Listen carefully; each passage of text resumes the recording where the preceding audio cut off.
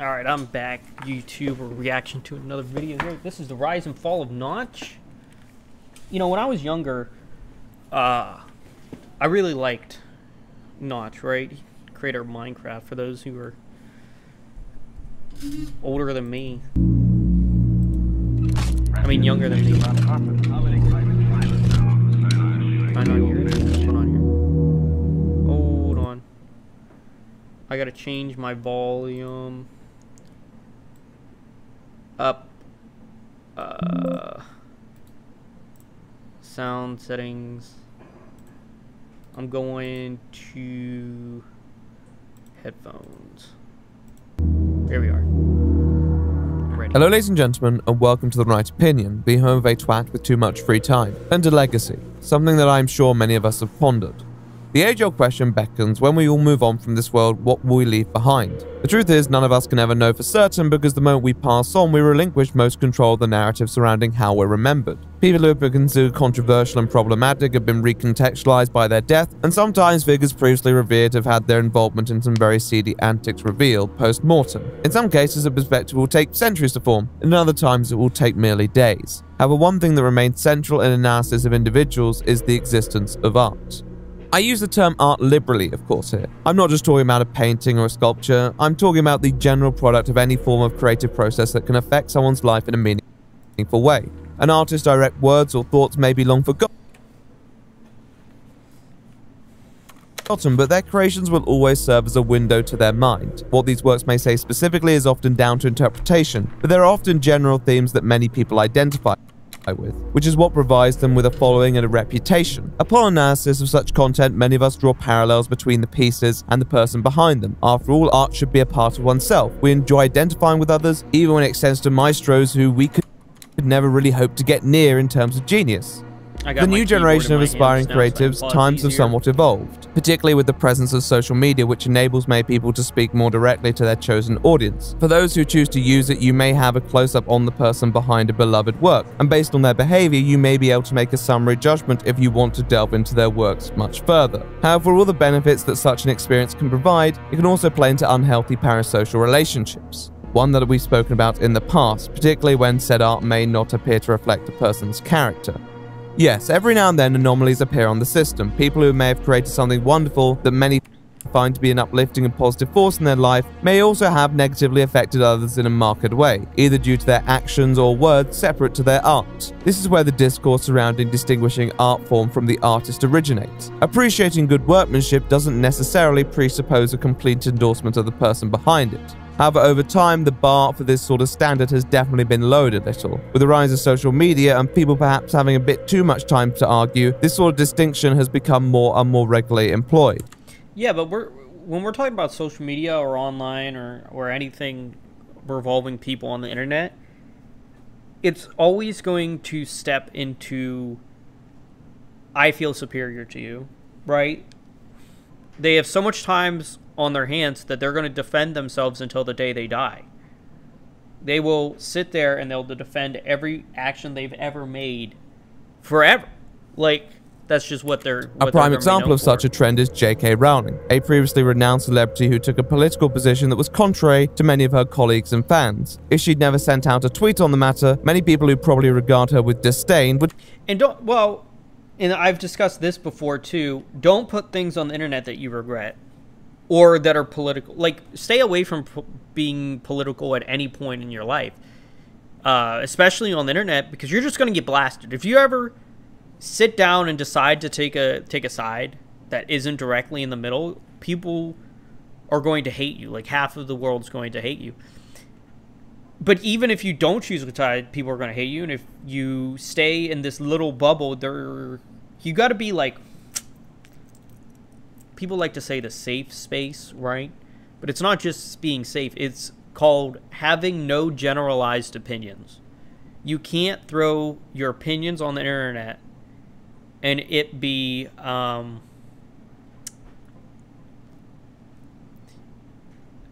it's about being taken seriously, but it's also about being taken like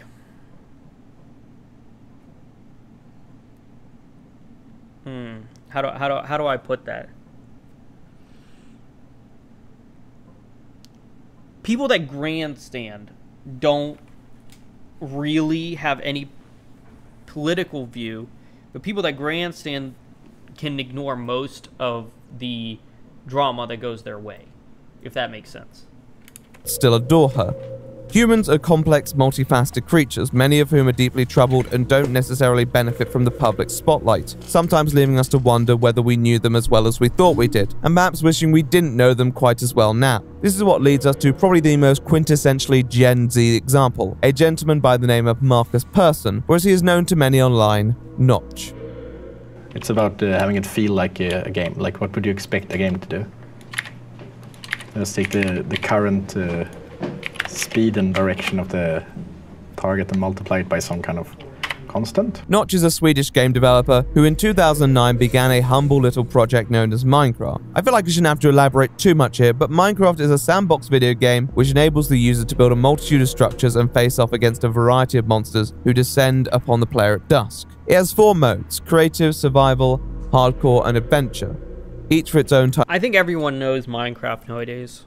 I want to say more people know Minecraft than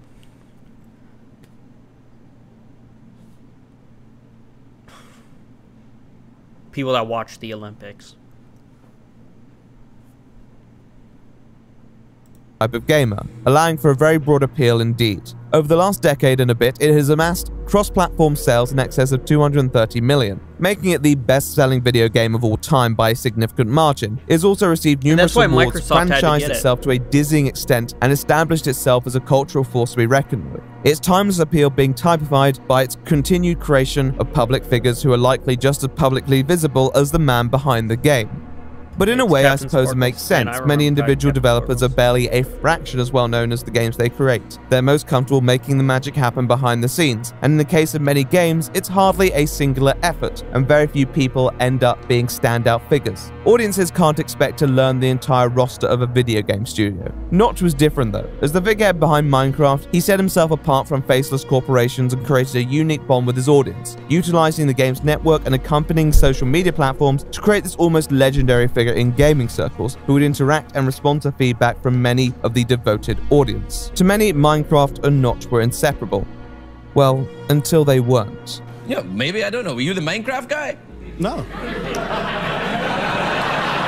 Cut to 2022 though, and trying to find any remnants of even the word Notch on Minecraft servers would be a challenge to even the most ardent user. Persson, unsurprisingly, had cashed out his shares in 2014, making a tidy $1.7 billion.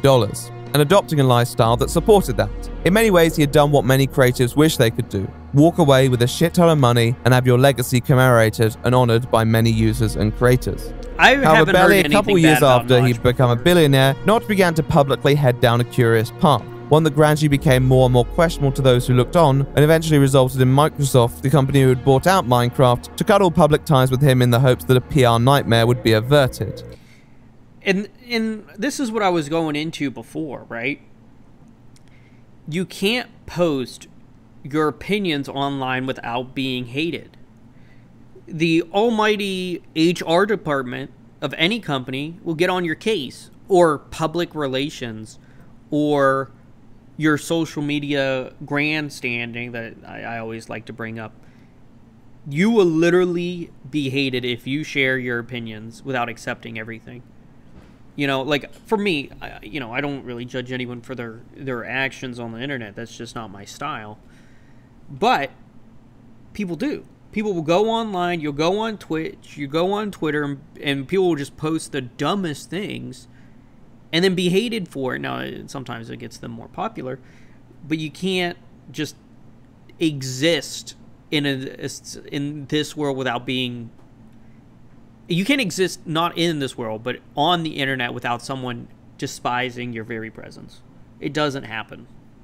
It seems that in spite of his undeniable contribution to modern culture, certain people believe he would be better off forgotten altogether. Well, today we're going to be paying him a bit of time, taking a look at the man behind Minecraft, the mind that married the creation, the eventual and painful divorce, and what legacy may be left behind. Ladies, gentlemen, and all other flavors of quarks, I think it's best we go to the start. Dare I say it, to a world without Minecraft. Let's go. This video is sponsored by Aura. I'm gonna skip Hey, that. really? Gonna be real Aura. It's a forged deal cost. Okay, yeah. Man, out. Right trial. The decade is the. Okay, so I can't even think of a world without Minecraft in it. Like, Minecraft has become so integral to the internet and how it's changed. And it's a simple game about blocks. But imagining a world without Minecraft would be blasphemous to some people. It has changed many things. 1980s, technology is emerging pretty quickly, with various movements in the industry taking the world by storm, with many pieces of media romanticizing its popularity. However, enthusiasm for that sector was still treated with disdain by some, and as many 80s coming-of-age films will likely tell you, the cool kids were still the ones who could flatten some poor sod in a game of football. For many, forms of technology were an outlet to keep them away from the toxic social hierarchies they felt they couldn't compete in. And by the 80s, one of the very important branches of technology was the video game. In early times, you would have to commute to the arcade to have a taste of what video games actually entailed. But with the increased commercial reach and accessibility of consoles, the market opened up much more to those who enjoyed the pastime of gaming. Not just one of those people who wasn't really interested in being the coolest at school. Deeply fascinated by mechanics from a young age, he spent much of his time indoors, initially taking a keen interest in LEGO, but soon turning his attention to his personal Commodore 128 computer, either playing it or programming it, much of the time with codes from a magazine network that his father was subscribed to. At the age of 8, he produced his first video game, one that he reassuringly informed an interviewer was basic. Back then, these sorts of pastimes were vocational to many. Very few people knew exactly where artificial intelligence would be in 20 years' time, with some still arguing the idea that an online network could never be achieved, and others claiming it would just be a fad regardless. But over the years, it continued to defy many of its detractors, with persisting developments of watershed moments. Honestly, the internet kind of became Nirvana. The only issue with that is, by kinda, I mean it's like the opposite. You're on the internet not for like peace, you're on the internet to be like regarded and hated by some. That set the bar higher and higher in scientific accomplishment. With an expanding industry in an expanding market, a person who had dropped out of high school likely sensed an opportunity. His mother put him on a programming course to hone his talent, and by the time he was 18, he had his first job.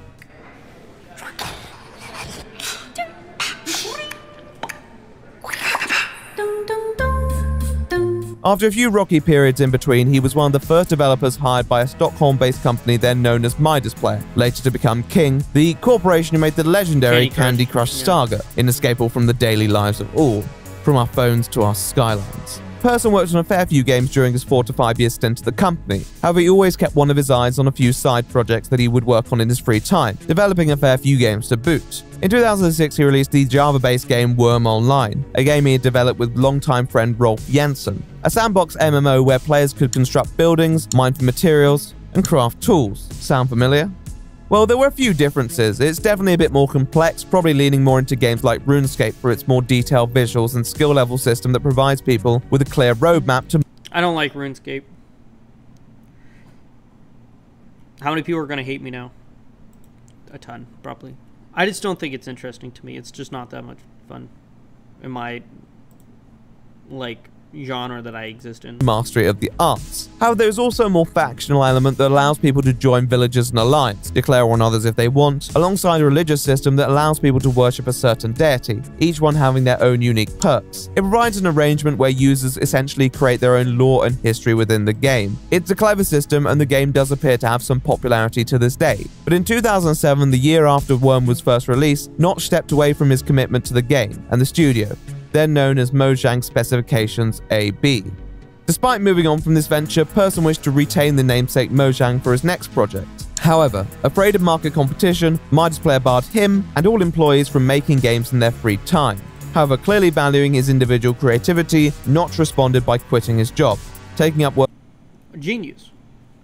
A truly smart person. Look at Steve Jobs. Look at Bill Gates. They all quit their jobs and just inspired to do what they wanted to do, right? People that are truly intelligent to make a phenomenal amount of money is doing what best suits them. They tend to leave college early because they don't think it's worth it, and they tend to find their own sort of aspiration in life. Look at a friendlier employer and dedicating the following months to replicating a game by the name of Infiniminer.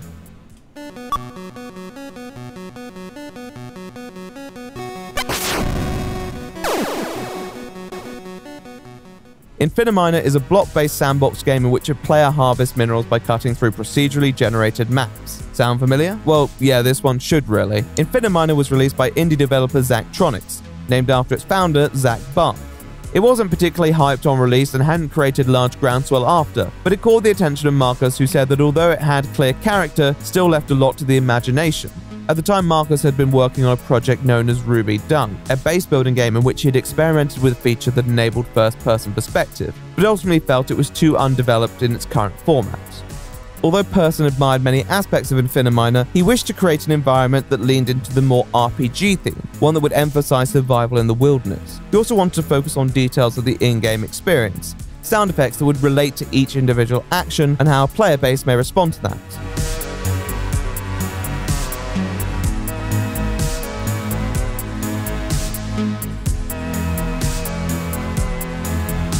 On May the 13th, 2009, Notch, using an account by the name of Nizotch on YouTube, posted a video titled Cave Game Tech Tests. This upload was well received by users at the time, and a couple days later he seemed to have settled on a name: Minecraft.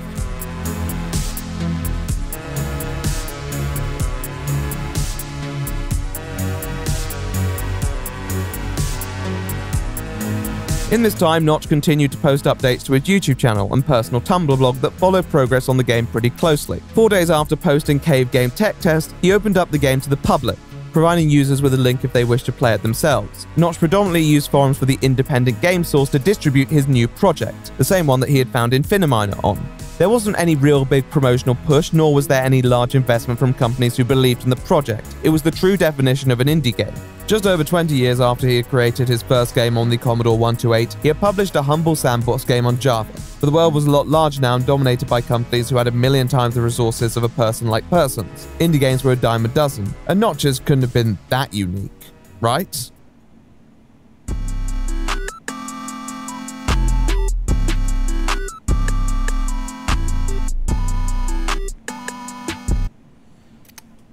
It's not that it was unique, is that it was better.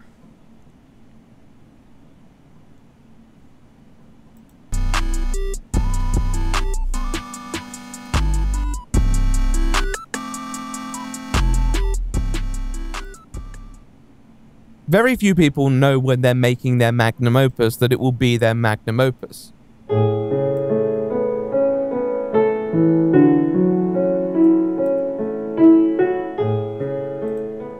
You can speculate how people will receive it, but you can never foresee public reaction, and you can never account for every single issue that a consumer might point out. When Notch first made the game playable, there were more than enough issues to count, and many people were the first to let him know. However, there was definitely something unique about Minecraft from the off.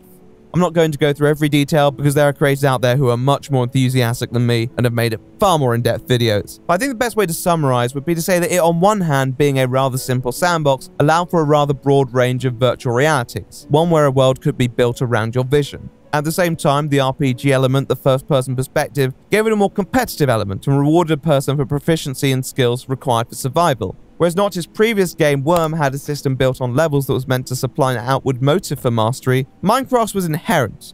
It was a simple system, but it was one that worked, and one that you progressed through naturally. A bedrock so basic that can create a world so complex. I think the best thing that can be said about the game is that you never have the exact same experience twice. And that's not even the case. The reason Minecraft is so popular is for two reasons. Children, right? In understandability. Someone can look at Minecraft and immediately know what you need to do. You got to survive, you got to build a house, and you got to exist. It is as simple as that. It is such a basic concept, and that's what made it popular.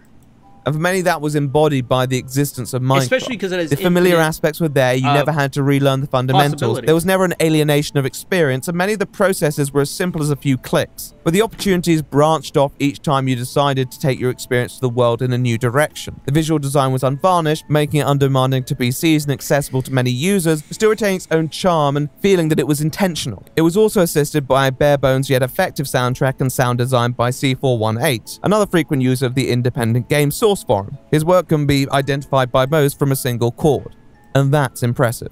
Yet a game is more than its premise, and can never be flawless on launch. That couldn't be more applicable to a game like Minecraft, which Notch decided to make playable from the preliminary stages of production. Now, Notch couldn't necessarily afford his own game testers, so he relied on the feedback from users. You could tell that when it was first published, it was still in its teething era. Although many people enjoyed it, Marcus was inundated with recommendations and requests from gamers who felt their experience could be enhanced. And Notch was on it, regularly responding to people and applying updates as soon as his day job was finished. Within 3 days of making the alpha open to all users, he had added a variety of features and continued to do so over the coming weeks, including a multiplayer mode at the turn of June. Much of this was conferred through the forums, but it soon expanded to his personal blog and equivalent social media that became dedicated to following the progress of the game as it garnered more and more interest from the wider internet. With the increasing popularity and knowledge that he would probably need funds to sustain development, Notch moved the game into a paid alpha stage for those who wanted a few more modes at their disposal. Unlike a lot of indie games trying to capitalize on the popularity, Notch actually made the decision to make his game a bit more expensive than he had initially valued it, linking an essay explaining the importance of not underselling indie games. In spite of this, many people happily obliged and continued to spread the word, leading to a snowball effect that resulted in more and more users. Videos, tweets, posts onto a variety of social media websites continued to serve as Notch's own unpaid promotional campaign, and gave Persson all the time he wanted to focus on quality control. And to be fair to him, that's exactly what he did. With the rate of unexpected success that Notch was experiencing, it would have been easy for him to rest on his laurels or sell his work on to an eager investor. However, with each passing day, he only seemed to dedicate more and more time to perfecting and updating the craft of this humble mining game. His proactiveness in actually attending to problems and responding to feedback didn't seem to let up. Even as the game seemingly expanded beyond a single person's capability, he switched his day job to part-time, hired a couple people to help him manage designs, but still placed himself at the creative control panel of this undertaking, maintaining activity and status of the forums that had so graciously supported his project. He was still a one-man army, and amongst many was quickly obtaining status as a bit of a cult figure. However, things were beginning to spiral out of control a little. In the first year, the game moved around 25,000 copies, pretty good for an indie game. But in 2010, it began to garner even more traction, selling thousands of copies in the space of a day. So much income was being generated from sales that, suspecting fraud, PayPal froze his account, which subsequently just generated more publicity. I mean, the dude was literally keeping hundreds of thousands in his PayPal. Although Notch was on top of his game, he didn't seem to be on top of his fame. There were some things that he just could not do on his own. Enter stage right, Valve, the video game's mammoth headed by another popular figure, Gabe Newell. Noticing the success of Minecraft and the man behind it, they invited him over to Bellevue, Washington to see what the prospects of future work could be. Dude, Gabe is the ultimate internet wizard, right? We're talking about the man that said that he wants to walk around everywhere in his underpants. Like, it's not like, if you get invited by the internet wizard, you know you're going somewhere. They showed him around the headquarters, made him take some programming assessments, even having him meet with President Mr. Newell himself. All in all, it was quite the experience. And although they believed he had a bit to learn, they were happy to offer him a job that would hopefully provide him with a bit of stability. However, that wasn't the only thing that happened in Bellevue. There's Notch. And here's the crowd.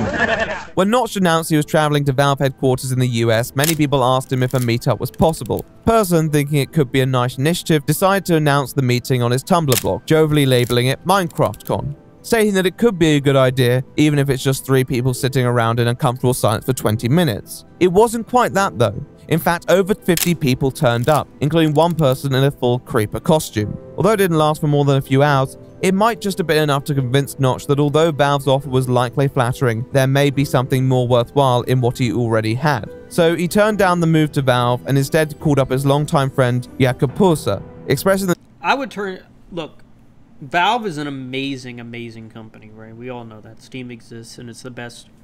If you say it's not the best PC publishing platform, you're wrong, right? Everyone loves Steam. But at the same time, if you are a real go-getter and you know exactly what you want, and you know exactly what you're going to get and where you're going, you wouldn't take a job from another company. You just wouldn't, because you know what you're getting. You know that you're worth more than a company can offer you. The desire to take this whole little Minecraft gig a little bit more seriously.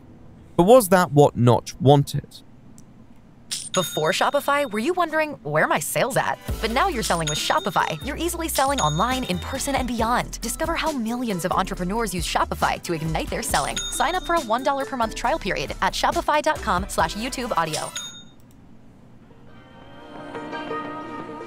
Upon returning to Sweden, Persson and Poser incorporated their business as Mojang AB, later to be Mojang Studios, and brought on some additional manpower to their workforce. They decided to commit a bit more time to game development in general, even beginning to work on another game called Scrolls, though it's now known as Call as Bane. It seems the wheels were firmly in motion on the Mojang machine, and not too soon after, Notch was vindicated for his decision made in September, because Minecraft's growth didn't slow. In fact, it did quite the opposite, even beginning to capture the attention of mainstream media sources. Less than 20 days after his visit to Bellevue, a YouTube video on Minecraft topped the platform's gaming charts for the first time, and by the end of October, they had moved 500,000 copies. And by the end of the year, PC Gamer UK had heralded it as the Game of the Year, all while still in beta. In many ways, the offer from Valve is just what someone like Notch needed. This was a dude who had seemed to have been out of his depth at the time. Hell, he was storing hundreds of thousands of pounds in his PayPal account. It felt like the backing of a more stable source of income was just what he needed. However, something tells me Notch didn't bank his success on the amount of income his little project generated. Nobody could have foreseen the success of a humble game initially posted onto an independent forum, especially Persson, and really his ability to follow this through wouldn't depend on the amount of money he made, but more his own spark for the game, something that he clearly still believed he possessed. Does it just still make you happy to just keep working on the game every day? Yeah, so far it is. We got another game, a big prototype, and it's really fun to think about that, but so far the most fun is when I can actually just work on Minecraft. With the attention of major developers like Valve, it would have been very easy to let his elevated status get to him. But like a lot of accidental celebrities, Notch didn't really seem to view himself as one. He just wanted to keep working on his project. But that was at least somewhat difficult as the user base continued to manifest. He didn't make the game early access to the entire world with the intent of having the entire world play it. He had to adapt, and the new business model seemed like the best way forward. With a new business, there are new responsibilities, particularly if a game wants to continue to rule the market. In 2011, to consolidate their prosperity, the Mojang crew began to work on new versions for other platforms, initially for mobile devices, but console projects followed not too long after. The company also made the decision to start publishing games from other indie studios. Additionally, after the success of the spontaneous meetup in 2010, it was decided that Minecon would become an official event. It was planned to occur from the 18th to the 19th of October in Las Vegas. Everything was moving forward pretty smoothly. But was that the case for our title character? Notch really was the first of his kind in many ways, and he was certainly one of the first who became known among many for just being a developer. Although that was partly attributable to the success of the game, it was also credit to his hands-on nature and natural interest in the community that surrounded it. It was clear that he didn't wish to take any single person for granted. However, there's a reason that sort of approach isn't typically linked to celebrities. To put it plainly, it's impossible to maintain. I'd say the best allegory is that of the YouTube channel, really. There are people who, when they start their channel, will respond to every single comment and try and give as much attention to anybody who takes an interest in their work. But the attention may grow to the point where you cannot tangibly engage with everyone without sacrificing other aspects of the creative process. What people loved Notch for was a quality that would inevitably become incompatible with his status, and with that comes a few complications. When you have a small project, the first people who believe in it and support it are some of the most important supporters you can have, as they're the ones who may help you find your feet and momentum. If you reciprocate that positive attention, then these people will enjoy engaging with you because many of them appreciate being listened to and their voice actually having influence. As a project grows, their voice will be diluted though, and this leads to more dissatisfaction, the allegations that you sold out, that you're not who you used to be, you become lazy, etc.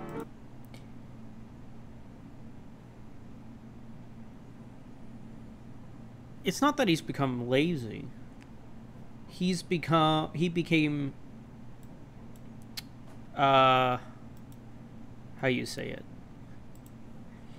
Entitled, I guess, is what I would be looking for, right? He became a person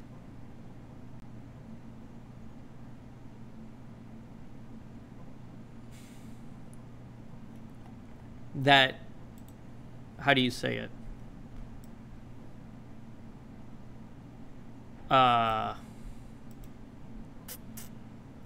Wanted to use his money and wanted to have a good time. And by every right, he should have that value, you know? I just think it's worth it for him, right? If he made all that money, he wanted to go on a vacation and he wanted to be lazy, then it's his right. And you're going to come across people with completely conflicting visions of what you should do with your content, which often just leads to nobody being satisfied. Some of these dedicated individuals were also becoming increasingly obsessed with Notch's life, including to the point where someone created a timeline of his in-work absences. Even if he tried his utmost hardest, there was no way that Notch's position was sustainable, and over 2011, as pressure continued to rise, it was clear that he was, as they would say, suffering from success. In a Reddit AMA in April 2011, Notch acknowledges his nature to overstress and focus on the negativity, particularly over a runaway success like Minecraft. However, also says he has made a commitment to managing it better. He seemed to be doing an okay job at managing that at first, but over the year this struggle appeared to resurface. This likely wasn't alleviated when Bethesda filed a lawsuit claiming the game Scrolls was too similar to the Elder Scrolls, which led to a month-long legal back and forth. I don't think so. I don't think it was. That's my personal opinion.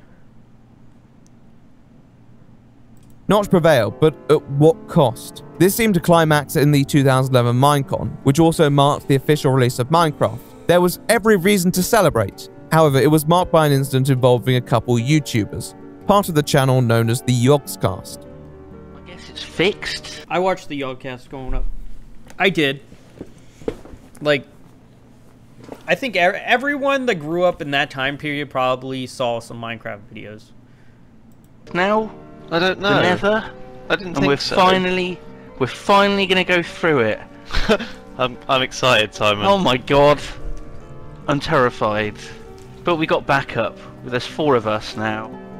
In that time, the Yogscast were one of the largest and most influential gaming channels on YouTube. Some of their members were also enthusiastic devotees of Minecraft, and Notch in return sang his praises for their work. So their appearance at Minecon 2011 should have been a match made in heaven. However, not too long after their appearance on the final night, a sleep-deprived Notch sent a series of enraged tweets that called out the pair for their supposed delinquent behavior, which included cursing, insulting, and all-around incendiary behavior. Yogscast responded on their subreddit, disputing Notch's version of events and criticizing the general organization of Minecon. This tension persisted for a day or so before Notch relented and put out another statement apologizing for his approach and admitting it was likely a stress-related misunderstanding. At the height of his success, Notch should have at least been enjoying himself. Yet at least he apologized, right?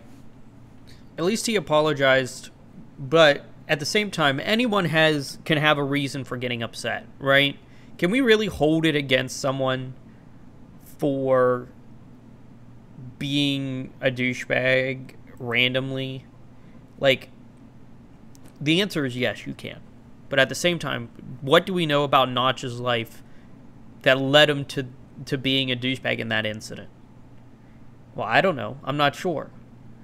So if I'm not sure on why he acted this way, other than his apology here, then I can't really hold it against him, can I? Seemed that it was anything but that. And it's not surprising. He was never a person who enjoyed the public spotlight, and this increased level of tension, especially at an event like Minecon, was only going to escalate that further. The guy needed a break, but would he ever get it? Are you struggling for time in the morning and don't want to cook eggs? Get more protein than 6 eggs with 1 serving of Fuel Black Edition. It has all the...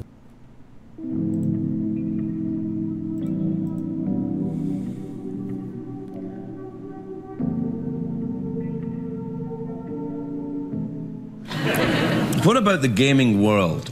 Because every time I look at it, like, I looked you up on the internet and stuff, and it seems like there's quite a lot of bitchiness in your world. Like, quite a lot of people are like, I hate him, he created Minecraft, how dare he not be me? You know, that kind of thing. Is it a very bitchy world, do you think?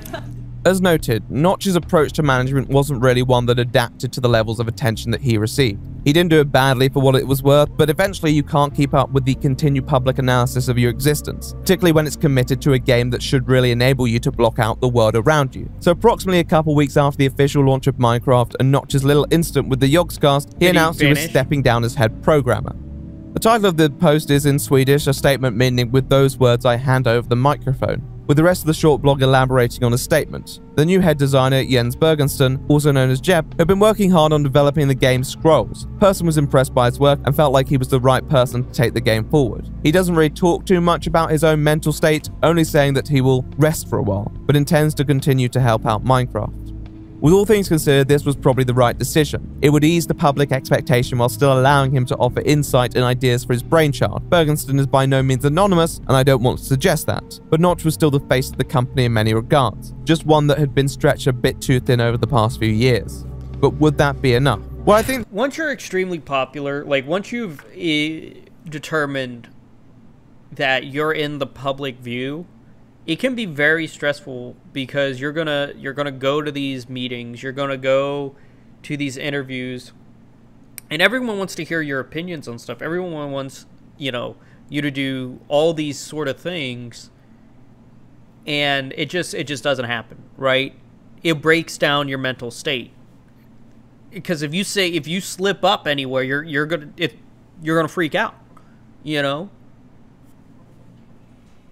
The key is perspective, really. The move as it had been presented was one for person's own well-being. However, I think that Notch had to believe it himself, because whether he liked it or not, people still primarily associated Minecraft with him above anything else. And with that in mind, there were still going to be people who held him responsible for the upkeep of the game, even if it wasn't technically his obligation at all. Notch had to simply accept that these people would exist and stop caring about them. I think one of the problems with Notch is that he couldn't really escape his status. I think the move lifted some mandate to do work off his shoulders, but otherwise he was still the center of attention, particularly as an avid Twitter user. He also wasn't really much of a professional when it came to his content. This wasn't an insult really, but as you know, many companies make their public representation as bereft in personality as possible. Notch always presented himself as a friend of the user. Unlike a lot of large companies, his stance on piracy was mostly different, occasionally even encouraging people. He resented large companies for their acquisitions, such as Google taking over YouTube. He came across as a video game populist. But does piracy hurt gaming? It depends on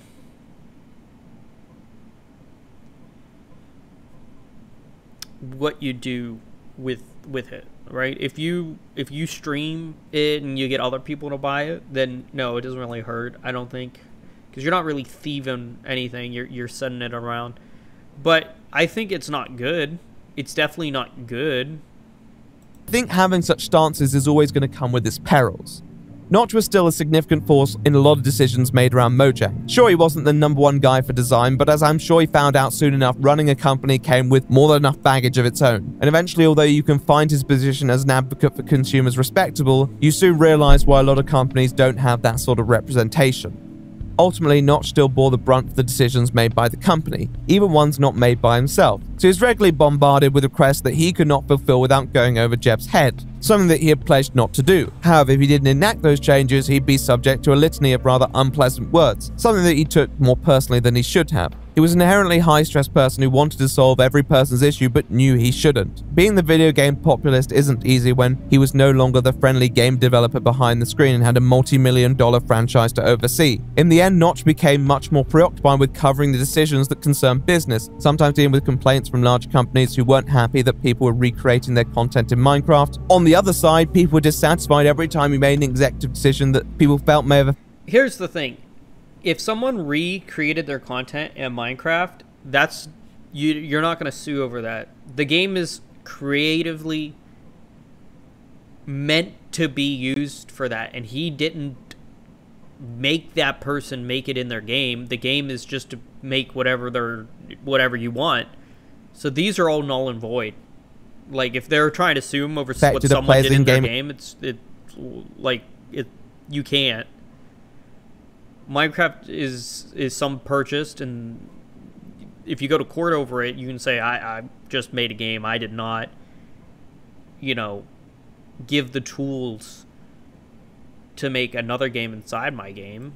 experience, even if it was one he felt was the right thing to do or absolutely necessary. The sandbox format, which in many ways was the game's core appeal, also began to generate some controversy of its own over the years. Now, in many ways, what happens in a game like Minecraft is a player's own discretion, and developers can't be expected to intervene in every server that offends people's sensibilities, particularly on a game with the number of servers that Minecraft has. However, as the antics became more and more far-fetched, pressure began to mount, ultimately climaxing in a situation regarding in-game transactions.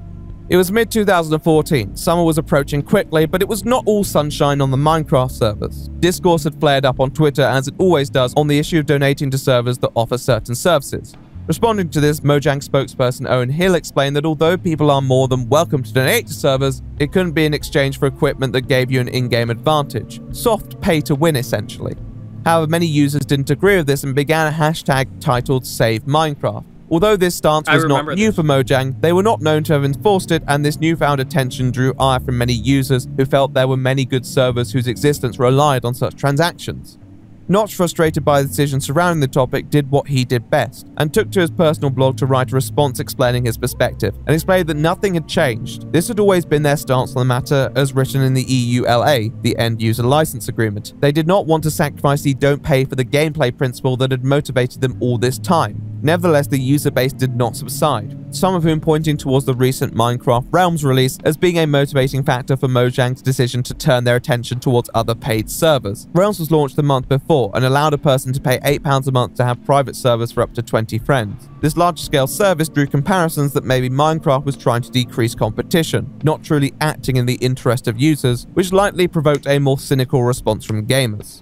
Notch, from his perspective, clearly felt like he was doing the right thing, and he always took a lot of pride in it. He was always facing off with the sect of people who believed he was acting in his own self-interest, and with the large-scale movement against the decision that he felt was pretty cut and dry was the final straw. So on the 16th of June, a frustrated and enraged Notch typed out a tweet. Notch gets enraged and frustrated quite a lot, right? We're talking about a man that is known to just go on what I like to call tirades on the internet. He can't take criticism or anything naturally. He gets frustrated and angry, which is a lot of men, right? But it's also a sign that a person shouldn't be a public figure if they can't take it. In the heat of the... And that's why the internet demonizes people that can't take criticism. Like, I get criticism on YouTube in comments and such, and, you know, I read every comment I ever got. But I take it and I run with it. And that's what most people should do. Moment. And everything changed. And we're back in third quarter planning. Adams is quarterbacking.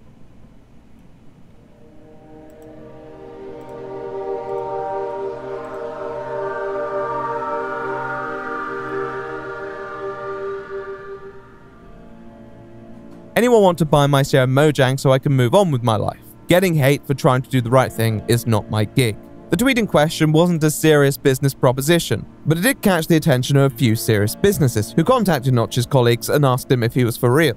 At first unsure, the idea of being able to completely disassociate from all the burdens he felt saddled with began to inspire some ideas. Every major company knew the cash cow that Mojang was, a business with less than 50 employees, yet generating hundreds of millions in revenue each year. It was a corporate wet dream, and if they were going to sell, there was hardly a gaming behemoth that didn't want a slice. However, it didn't take too long for the frontrunner to emerge. That frontrunner was the humble, small-scale firm known as Microsoft. So how do you run your Minecraft company? Have you sold out to the evil corporations yet? No, not yet. We hope not to. Now, to be fair, the company had to be somewhat large to even afford to buy out the shares on offer. We'll get to the price of the deal in a bit, but Notch wanted a company who were in touch with the preservation of what made Minecraft special. He had dealt with Microsoft before, occasionally expressing frustration with their practices, but regularly also demonstrating affection for those who he worked with to bring Minecraft to their platforms, even at some points promoting rumors of an exclusivity deal, which he seemed to sarcastically refer to. All I can affirmatively say is they were probably a better choice to Notch than EA. With this in mind, Microsoft moved in to close the deal. They had the additional motive of the ever-wholesome subject of tax avoidance. Due to our functioning economic system, a deal with Mojang would facilitate. You love to see it. So they were prepared to offer the big bucks. And when I say big, I mean... Anyone that's dealing with a company as large as Microsoft should just be like an automatic assumption that tax evasion happens. Like, what are we even discussing here? Like, we're discussing things that are so well known by people that hard to even quantify. Person's shares totaled just shy of $1.8 billion, Poe says around 300 million, and then CEO Carl Manet's shares 100 million. Not your average shopping bill, to say the least. This was all finalized and officially announced on the 15th of September 2014, with a post on Notch's Tumblr titled "I'm leaving Mojang," which goes more into depth about how interactions with his user base had shaped his current perspective. He already knew he would never be able to recreate a success like Minecraft, but wanted to stay on as the figurehead because he believed there was some symbolic value to that. However, he came to the conclusion that he didn't enjoy it. He was just really this space on a game that he didn't really feel attached to anymore. A source of people's enjoyment and pain that he didn't understand. In his words, he's merely a nerdy computer programmer who likes to have opinions on Twitter. Although the money was nothing to turn your nose at, he stresses that it wasn't about the money, it was about the sanity. I wonder how people would respond to that. He got super Well, most of them took it pretty well, actually. There were a few people who regarded him as a sellout, but he'd been called a sellout by plenty of people in his time, and that wasn't anything new. It was obviously difficult for some people to rationalize, given that person had always been outspoken about a lot of the threatening overreach of big tech. But his move wasn't really one for any of the companies. It wasn't an endorsement of such, it was just what he thought was best for himself. He had to get out, and that was his way. Among other people affected by this were the members of staff. Upon learning on his departure, they were reported to be disappointed. And that makes sense, especially given they were now under the gaze of a much more cutthroat company. But Notch had taken steps to ensure that no layoffs would occur, which, given the modest numbers of Mojang's workforce, Microsoft were happy to abide by. All staff members who remained at the company for the next 6 months also received a $300,000 bonus from Notch's share, which obviously wasn't anything near the levels of money Marcus had been paid, but it wasn't derisory either. It was generally reported that Microsoft mostly took a hands-off approach and merely offered their resources and investment to the team over at Mojang in exchange for the profits they were making. Overall, it was considered by most to be an example of a transaction done right, one that didn't lead to the immediate demise of a product or those who worked tirelessly on it. At the same time, although you'd be hard-pressed not to understand person's viewpoint, it's hard not to feel a bit solemn about the circumstances that precipitated it. Even though they were phenomenal. Although Person's tenure probably did centralize his status a bit too much, I mean hell, he once placed above Barack Obama in a Time Person of the Year poll. His success was still an inspiration to many. He'd become representative of an individual. Do you know why he placed higher than Barack Obama? It's because he's on the internet and he made Minecraft. It's not even close. Barack Obama was only a president, right? How these aren't even comparable. Creative using the online world to make something greater than any major studio could ever concoct, and his concern for personally involving himself in creating a consumer-based experience felt refreshing for many who played the game. It created a community with an identifiable figure at the center of it. His departure didn't mean the game was suddenly going to take a nosedive, and in a way, some people's fallacious belief that he was one of the key factors in maintaining the game's appeal was disproven after he left. But it did reduce the power of the community on a large company who isn't really known for their consumer empowerment. Eventually, those aspects of corporatism were going to seep in, and there'd be nothing that anyone could do about it. Sometimes it's nice just to have someone there to listen. Ultimately, this was all rooted in a situation, though, where the person who listened had heard enough. Anyone who cares that much about a game is not going to be able to withstand the pressure of maintaining it. Minecraft was one person's passion that became so much greater than that. In Notch's statement, he writes, "If I ever accidentally make something that seems to gain traction, I'll probably abandon it immediately." Some people may have been able to navigate the tricky social environment better, but Notch was not that person. He never was. That's what made him popular. That's what made him liked. He was the everyman. He was the underdog who rose up to change the gaming industry. He didn't have politically adept social skills or a decade-long college education. The man didn't even change the political history. He changed the entire history of the internet. Minecraft has changed society. The very way we live was changed by Minecraft. Like, that's insane, right? Now, how much of that is after he left? I don't know, but he made it. So you can say that he had a stake in changing society.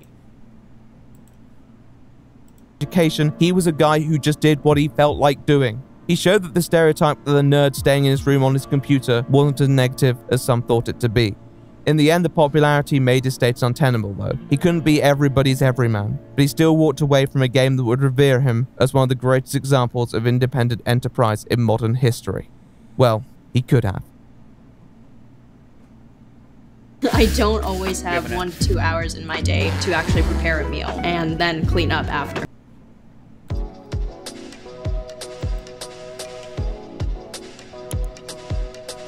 Marcus Persson was rich, and everyone knew it.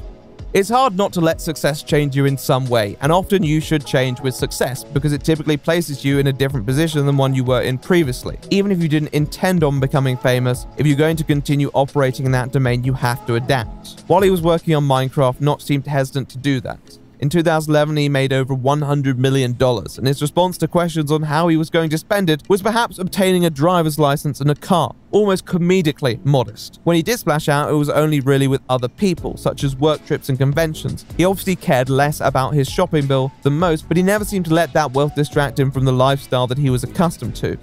However, the sale of his shares in Minecraft changed that, not just because it earned him an obscene amount of money at once, but because it removed a commitment that he had felt attached to for years. As long as he was tied to that game, no matter how much money he made, Notch seemed almost paranoid that it could still collapse at any moment. He waited over a year to fully quit his job, despite the fact that Minecraft was generating far more income. Even when success seemed near guaranteed, Notch felt the reputation of a game weighing on his actions. That was gone now, and he had all the time to do what he wanted to. Well, what would he do? His money? He decided to treat himself, it seems. Of course. First on his list of goodies was a new abode. Persson went for the ever-popular celebrity location in Beverly Hills, spending $70 million and outbidding Jay-Z and Beyonce on a 23,000 square foot mansion with its own car lift. How quaint. It was soon reported that he had been spending his nights in Las Vegas blowing upwards of $100K in a single outing to the nightclubs, casinos, and the rest. In interviews, his mantra appeared that he was making up for lost time and everything he was never able to do as a young adult working his ass off in the industry. He acknowledged that it wasn't the wisest way to spend one's fortunes, but it was for him. He was living the high life, that much is true. Private rooftop pools, Cristal champagne, and Skrillex. The ultimate triad. This was all shared through his Twitter and Instagram, which now served a very different purpose for Notch, and his attitude certainly reflected that. When people tried to dunk on him, he'd regularly respond with memes and light-hearted jibes to show that ultimately, whatever people said wouldn't change where he was at with life. In spite of all this, he had pledged to donate a fair sum of his money to charity. This is admirable, right? You're looking at this guy who has a ton of money and he's bragging about it. No, because even with his tons of money, he never became a dickhead. He never became that douchebag you didn't want to be around. He became the guy who was still a normal person. And that's admirable. The money didn't really go to his head as much as you might think. Yeah, spending $100,000 in Vegas every night or something for a while, sure. But eventually that would probably get old, and he's trying to commit. He gave some to charity, which is phenomenal, right? So you can't really hold much of this against him. And set some aside for family. But life is more than what you want to do with money. What other plans did he have?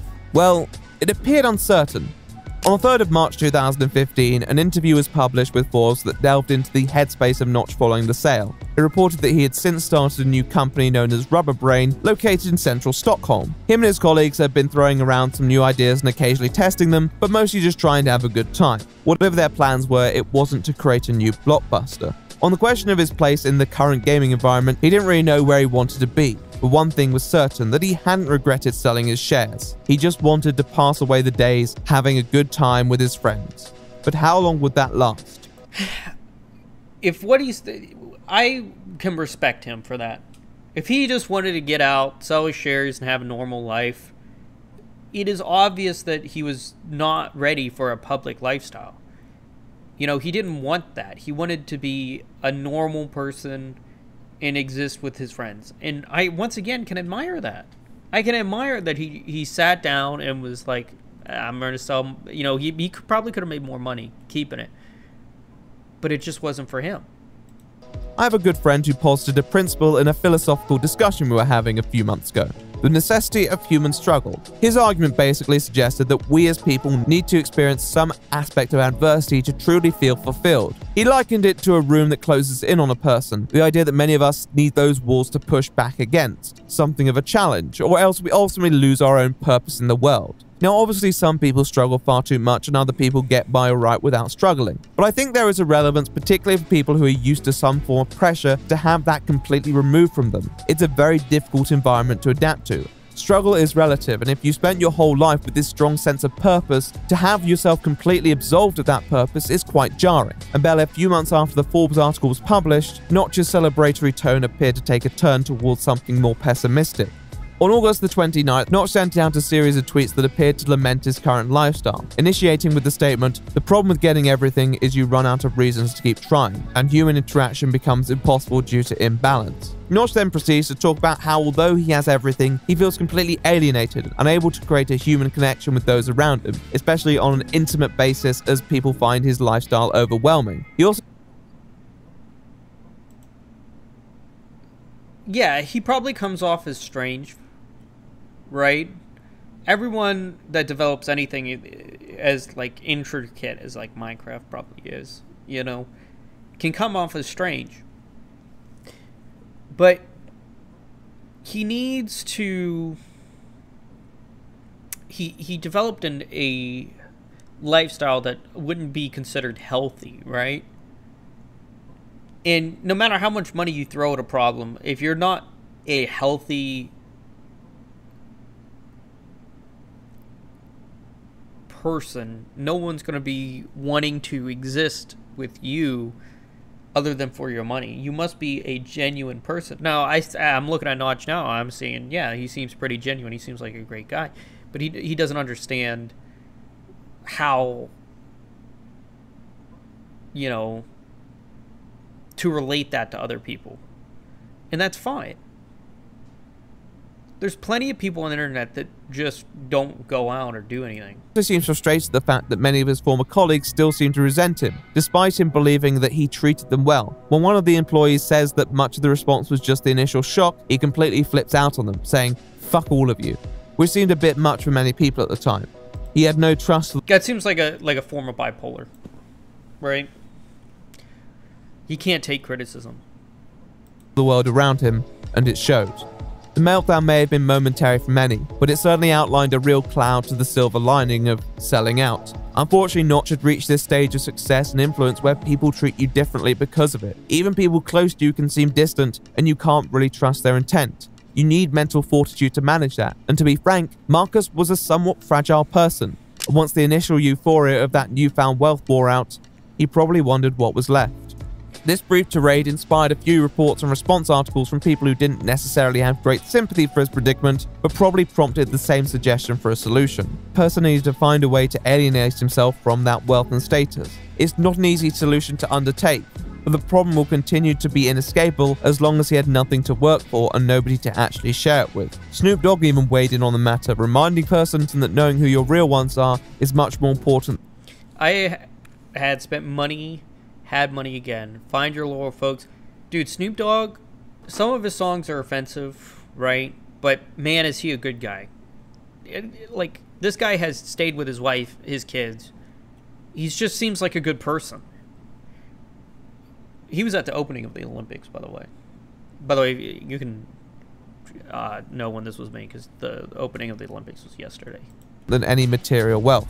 I don't think anyone needs Notch's level of money to be happy. You shouldn't have to give away your wealth to be happy necessarily, but you need to have something that can transcend the purpose of that money, whether that be friends, work, or an alternative outlet. Reflecting on Notch's life, maybe his purpose was rooted in a struggle of sorts with Minecraft and optimizing it, and now that it ended, so had Person's own greater sense of self.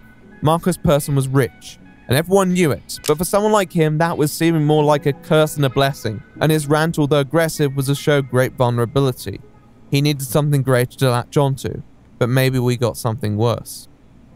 At Mint Mobile, we like to do the Ryan opposite Reynolds of what Big Wireless does. Look at They him. charge you a lot.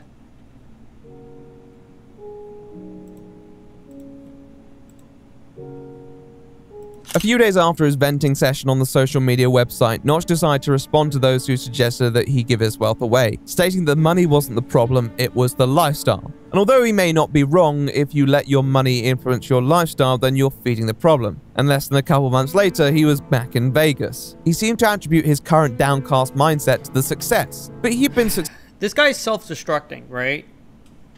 The money went to his head, and he has a self-destructing attitude because he can't find anyone. But again, wouldn't this be like people are going to hold this against you, right? But wouldn't this be anyone nowadays? Anyone would take this subject and say, nah, I would be more responsible. No, you wouldn't. If you had that much money, you would have parties and all kinds of hell on earth, right? But you can tell that this man is just a normal guy trying to exist and just likes to be in the public view, even though he can't really handle it. Successful for a while. It was just that this time round he had something else to account for that success, and it simply wasn't enough.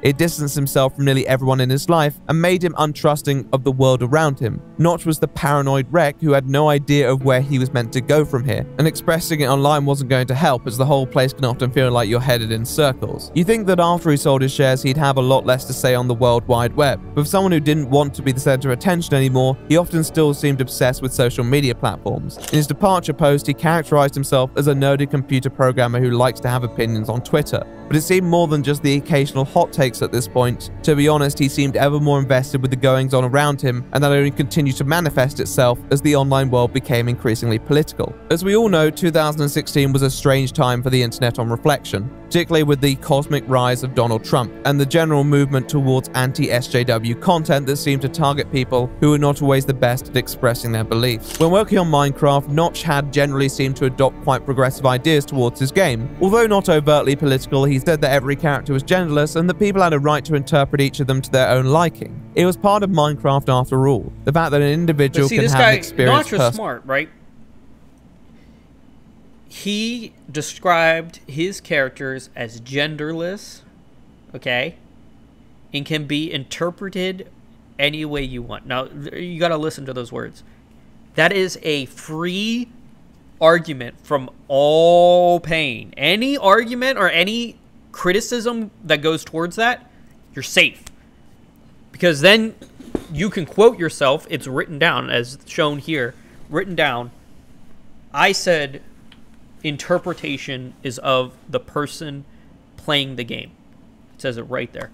So if that's what he said, he's safe from all criticism based on anything that social media may throw at him.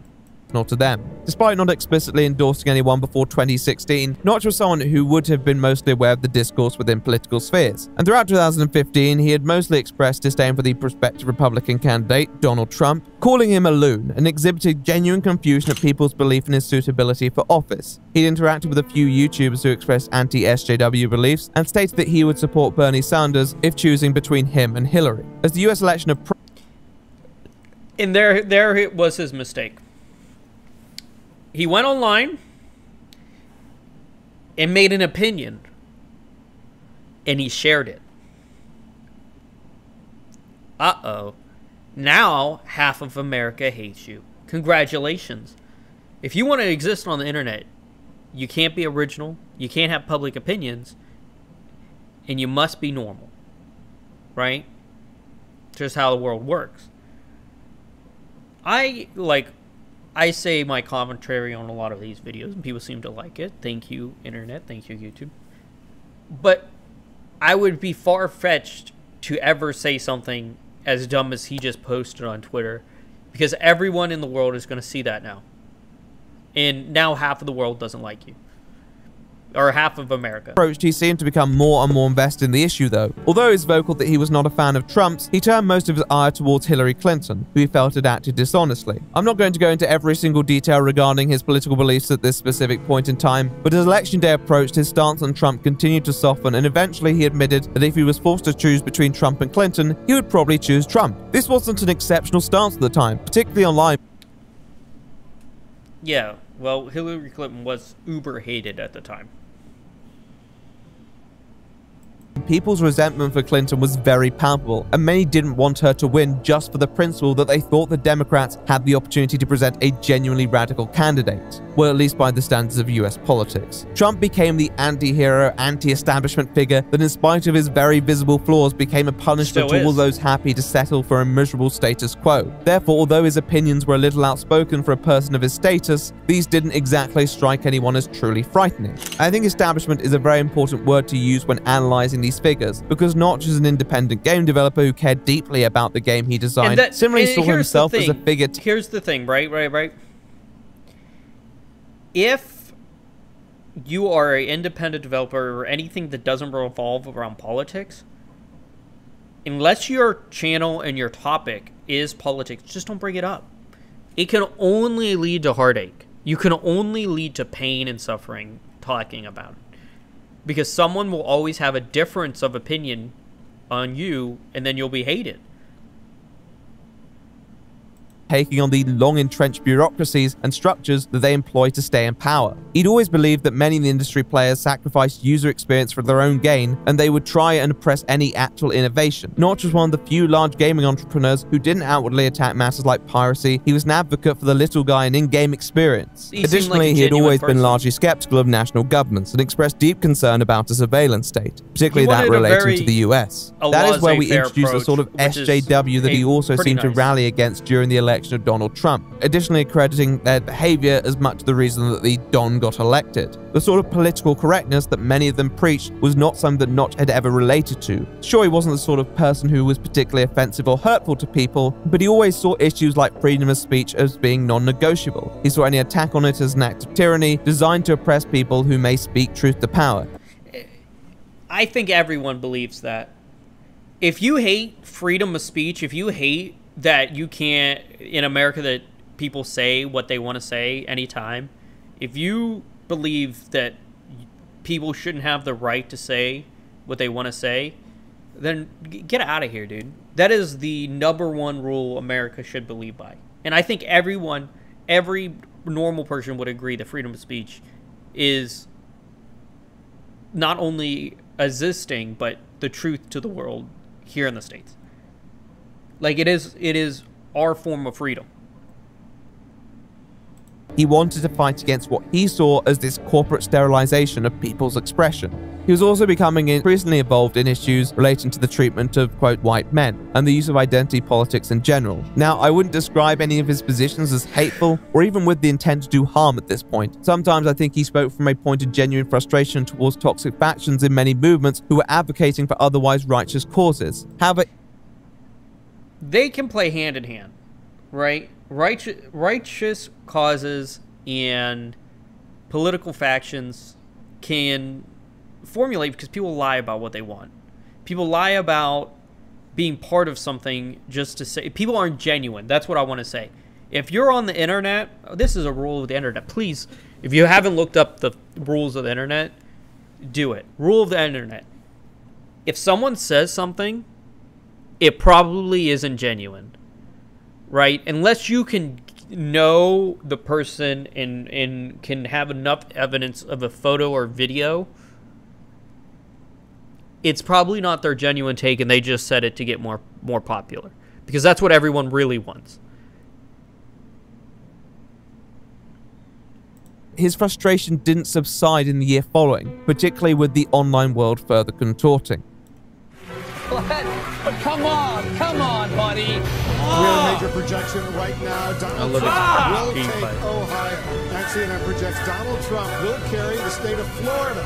Huge win for Donald Trump. Donald Trump, we project, will win in Kentucky, in Indiana, with its 11 electoral votes.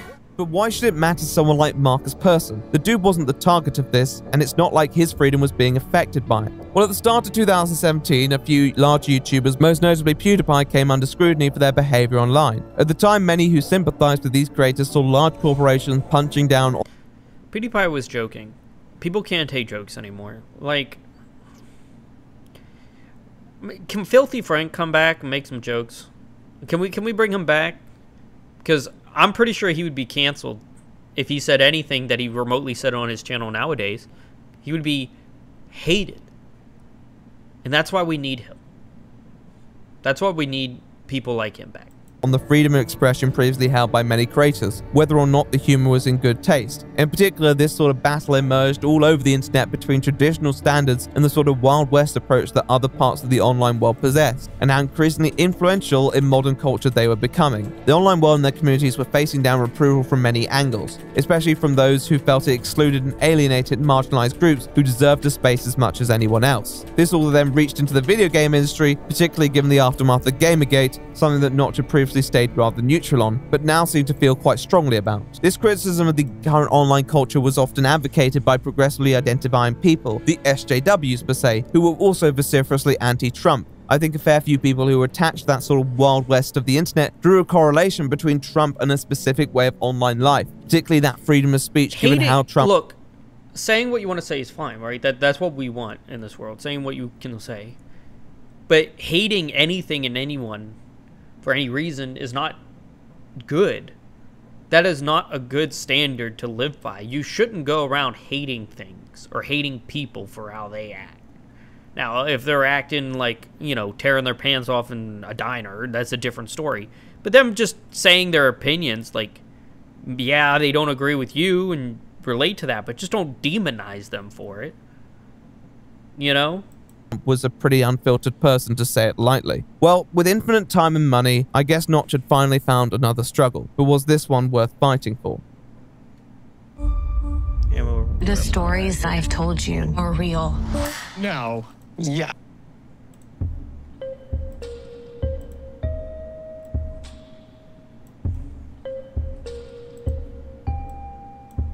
Marcus Persson had always held a sort of morbid curiosity for these sorts of areas. Discussing the often contentious 4chan in an early interview, he describes it as possibly being one of the closest things we've got to a self-conscious virtual entity on the internet, even referencing it in an old intro screen for the game. In many ways, that sort of independent-minded section of the internet was what put Minecraft on the map, and so it wasn't completely beyond belief why he felt protective about it. I think in many ways, people like Notch saw these establishment types coming in and trying to dictate their own standards that much of the internet didn't perceive similarly. I think it's fair to say that although Notch's opinions on the matters in the previous part weren't completely out of nowhere given his background, they were somewhat different to many around him at the time, and it definitely alienated some people. When someone asked him why it seemed like everyone hated him now, he replied they didn't hate him, they agreed, but were just afraid to speak up. And as what he said received pushback, he became more and more stubborn, and in turn more and more irrational. Even if you agreed with any point he was making, it was lost in the sense that he was fighting a greater cultural battle. When an incident occurred at VidCon involving Anita Sarkeesian clashing heads with her critics, and Ant Green responding, he tagged Green, telling him to be on the right side of history. That's a strong term for a situation that related to a commentary spat at a panel. At the end of Pride Month in 2017, there was a movement called Heterosexual Pride Day. Notch noticed this and stated that if you didn't support it, you deserved to be shot. Eventually... That's a bit of an exaggeration, right? This is an exaggeration. Okay? But what I want to say about this is every person deserves to, like, be happy, right? Is anyone going to disagree with me on this? So if they're happy with how they are, good. But the people going to this should be happy for everyone else as well. Like, you must be accepting for those you want to accept you. You can't just go to say something like this. This makes you look like an idiot, a fool. He did retract this statement and apologize, but it was clear that he was taking this all a little too seriously. It was clear that this was a historic battle to Persson for the soul of society, and this seemed to be influencing his political beliefs as well. In a May 2017 interview, then-President Donald Trump made the bold claim that he invented the phrase priming the pump, which is particularly impressive given that in modern terms, it was first applied in the 1930s, the decade before Trump was born. Mockery ensued, and many people took to their favorite social media site to take the piss, including video game writer and YouTube critic Mikey Newman. Persson, after having the reference explained to him, makes the judgment that it is just more baseless Trump bashing because they are afraid, which certainly prompted some confusion. It seemed that as the months passed, Notch had become more preoccupied with this idea that every narrative against Trump was part of some greater conspiracy to prevent him from making America great again. And well, it's a bit far-fetched. I can agree with that. It seems like it would be a bit far-fetched to say that everything that people didn't like about Trump would be a conspiracy against him. Like, no one's perfect, right? We can't say that anyone's a perfect person. The thing about a lot of conspiracy theories is that they do often start with one genuine observation. Were certain echelons of the media disproportionately outraged with Trump's presidency when they'd given others a pass? You could make an argument for it. You could say that they weren't anywhere near as critical as previous presidencies when they enacted policy that could significantly harm the population. However, the fallacious link comes when you conclude that therefore they hate Trump because he's finally doing the right thing, rather than the fact that he's unorthodox and generates views for financially focused businesses. Here's the thing, anyone that's unorthodox is going to get criticized because they do things differently than the status quo. If you're going against the status quo and being unique, then someone's going to find you irritating or strange. You know, you can't exist in a society where everything's the same because then nothing evolves. Who were quite aware of establishment shortcomings, but also felt like it was still valid to point out issues regarding Trump. When he makes a claim that he invented a term that existed before he was born, then yeah, I don't think it's unjustified to have a bit of a chuckle about it. However, Notch didn't seem to be seeing it this way, and neither were a lot of Americans. So with that in mind, let's talk about a little conspiracy theory that occurred the year before, known as Pizzagate. Pizzagate was the allegation that there was an insidious satanic underground sex ring being operated by the Clintons and Democrats out of a Washington, D.C. pizzeria. It was rooted in an email link from a Clinton campaigner which theorists claimed contained a secret code that tied all of this together, and eventually resulted in a gunman turning up to the pizzeria and firing his rifle at the institution. Look, propaganda exists everywhere, but there's also morons on the internet. We have to remember this. If you're on the internet, there's a moronic person that will take situations like this and then roll with it. Right? Someone's going to take their rifle to a pizzeria. Why wouldn't they? If you said there was a satanic ritual going on underneath of it, but like, you got to remember that. There were a deluge of other related incidents to the theory, which has widely been discredited by mainstream institutions. Everyone remembers Emphasis on the mainstream institutions here. If you were on the internet, internet, it has credit. I personally don't think it does. But when you believe a theory that dictates all authority figures are in on something, them telling you it doesn't exist isn't going to be convincing enough.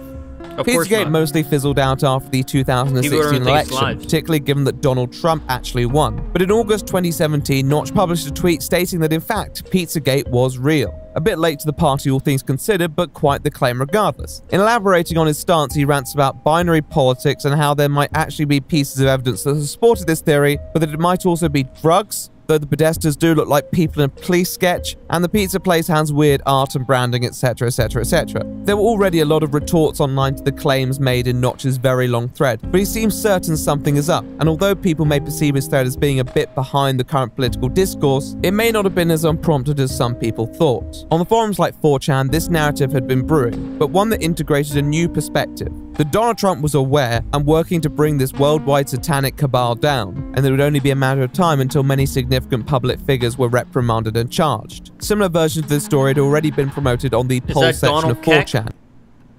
Donald Keck is here, guys. Here he is.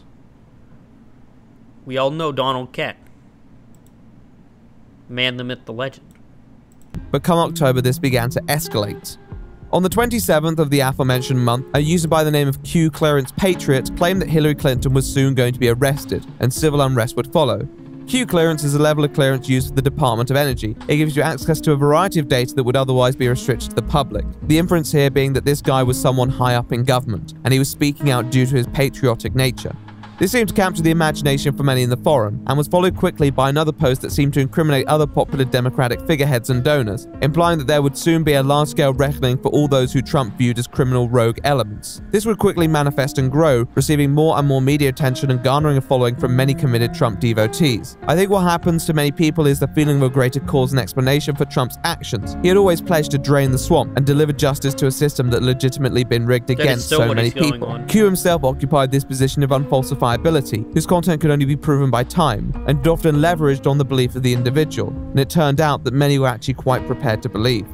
Although Notch was not necessarily directly involved with anything QAnon related in its inception, and there's no direct evidence tying him to that, the correlation between his interest in Pizzagate and the founding of this sect of the internet seemed to imply that he was spending a bit too much time in these forums, and as he became more and more outspoken, people began to take notice. Don't stop, stop the work, don't stop, stop the work. trans action. Dude, this guy's videos are good. Make no mistake, Notch had definitely been pushing people's buttons online, but overall this hadn't affected his status related to his work at this point, likely because most of his tweets didn't have much staying power online and people didn't really care enough about some dude shouting into the void. He held steadfast on most of his opinions, but up to the end of 2018, he didn't seem to garner much attention outside the discourse sphere that he was involved in. However, there was the occasional reference to Operation Mockingbird, a theory that refers to the alleged brainwashing of the public through media propaganda, and had been regularly mentioned by those on QAnon, and Q himself who mentions it in his original post. Although it never attracted that much media attention, it was indicative of what he was doing with his time. However, as Notch's takes grew increasingly strong, there was a sense that what he was saying couldn't be ignored. This began in December 2018, which was met with a flurry of statements by Persson, some relating to race, some relating to general political identity, and just some relating to whatever the hell this is. He still presented himself as someone on the side of the little guy, but it seems he had identified a greater battle against those who were at the top, and the far left who were controlling every aspect of his life. If you were with them, you were ontologically evil. There was no two ways about it. Now, these tweets were definitely more concerning than the previous set. The least you could say about his comments up to this point was that although they were often provocative, the intended targets were often general concepts of political correctness, SJWs, and establishment figures, all of which were not without their flaws, even if the obsession with them was a bit overwrought on Notch's behalf. However, these tweets seem to harp on some other more questionable theories, in particular relating to IQ differences between racial populations. Now, this has been the subject of debate in certain scientific circles, with many broadly on the side of the opinion that IQ is not affected by race, more due to other environmental factors that may coincide with race. However, how does a human-generated spectrum of intelligence help discussion on racial differences? How would it dictate the world we live in? The truth is that people are still individuals, and anyone from any race can be really smart or really stupid. Notch had clearly grown to hate the general state of the gaming industry as he felt it was dictated by a small proportion of easily offended people. The left received a lot of the blame when companies made decisions that others thought they were being pressured into, but many of them were decisions ultimately made by the company. What would anyone who actually felt strongly about these matters done if the businesses in this industry just turned around to them and said, no, we're not doing that, or just ignored them? Probably not much, maybe some angry tweets, but that would be it. And Notch had survived alright to this point. Despite the fact that he didn't have direct ties to any companies, he was still symbolically associated with Minecraft and commemorated in the game. However, come March 2019, Notch was once again ready to test that, and this time he was going all out. Of course he was. The man doesn't know how to be in his safe zone, a safe space. He's ready to contest anything and everything people throw at him. Mentioning Operation Mockingbird again, but then dropping any innuendo and just outwardly stating that Q was legit, and that we should not be trusting the media. To be honest, I don't trust the media too much either. But for someone who no one should trust the media nowadays. Like, how much of media is propaganda, right? How much of media is just fake? Or how much of media is trying to sway your political opinion? All of it. One of those things is true every single time. There is no genuine showing an actual article without trying to change your view on something. It doesn't happen. Every person puts their own views and twists as a writer on any topic. Doesn't like, and I don't think that should change. If you're writing an article, you should put your views in the article. Okay? But you, as the viewer of the article, you got to know your own standards, right? You got to know what they're saying is for you or not. Binary politics, he sure likes to make binary choices. After a couple days of continuing to push these general narratives that the populace was being lied to by the establishment, he takes it to Twitter to make the interesting observation that suddenly all the requests for him to stream and podcast have stopped. How curious. I guess the establishment decided that his time was nigh. But his Twitter was still growing, which is something, I guess. I mean, he was making up to 100 tweets a day. With Notch fully... That is too many tweets a day. You don't need to post 100 stuff every day. You know how many tweets I post a day? Maybe one. Embracing the QAnon movement and the man behind it, he definitely raised a few eyebrows, with articles being published on his recent turn to conspiracy theories. However, not finished to his crusade, he turns his attention to a variety of matters. First, drawing a comparison between dressing as another race and dressing as the opposite gender and saying there is no difference. This opinion didn't seem to attract too much traffic as it could be seen as referring to cross-dressing. However, not too long after, Notch was back to business on a plethora of fronts, sometimes posting rather vaguely, which attracted some QAnon responses, other times just cutting to the chase and reminding people that casual murdering of infants for organ harvesting purposes is not acceptable. Hard agree on that one, Notch. He then writes a thread seemingly going truth mode on society. You cannot negotiate with these people who are trying to destroy human civilization as we know it. At least that's what I take from the thread. Though the last two tweets seem more directed at the trans community, mentioning gender dysphoria and pronouns, including the claim that trans people are trying to make it illegal to use the wrong pronouns, even though actually it's them who have the pronouns wrong. This began to receive some serious push. What are we even talking about here?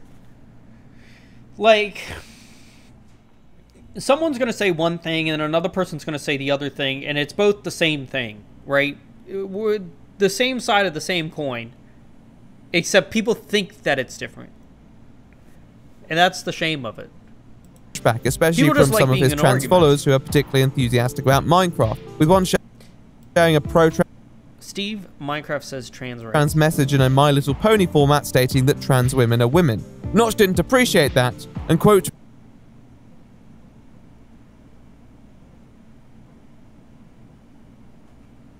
tweeted the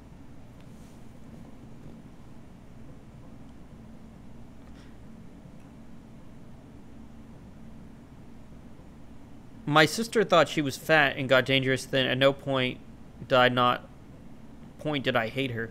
See, this is nice right here. No, they feel like they are. It's serious and deserves love.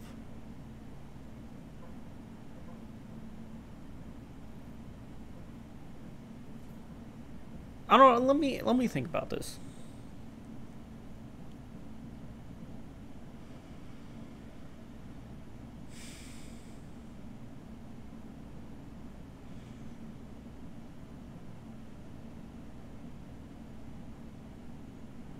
I don't know. I can't really comment on it.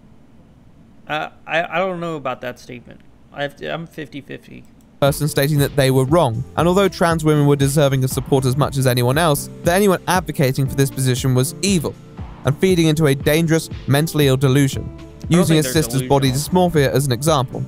When further challenged on this, it seems he's more concerned about the authoritarian nature of many people to, quote, demand that they be addressed by specific pronouns. He stands his ground, states that it is illegal in many places already, and agreeing with another tweet that if they do this unquestionably, they will also be walking back women's rights, seemingly adopting a more trans-exclusionary radical feminist standpoint. Now, I do not know the law in every country or region, but the fact that Notch did not seem to cite any sources or even anecdotal content made these claims rather hard to work with, and when being asked what this all was about, he commented, "The Great Awakening," which is another event commonly referenced on QAnon where the greater population becomes aware of the truth, not seen to be framing his tweets from the lens that he was punching up against an oppressed. Again, the man's shown his opinions, right? So he's already going down the wrong rabbit hole. You're going to be hated for your opinions. You don't... But the internet is all about sharing your opinions. I share my opinions on this video. But you got to know when you're taking things too far, right? You got to know when what's right and what's wrong. And if you're hurting someone or not showing love to everybody, then you're wrong. Because that's what's right. But you can say the same thing about a terrorist organization. If you're showing love to a terrorist organization, everyone's going to hate you, right? But what about that coin? Well, if not everyone sees it the same way. It's really the perspective of no one's perfect, and you're always going to be hated by someone and something for something you've done in your life, right?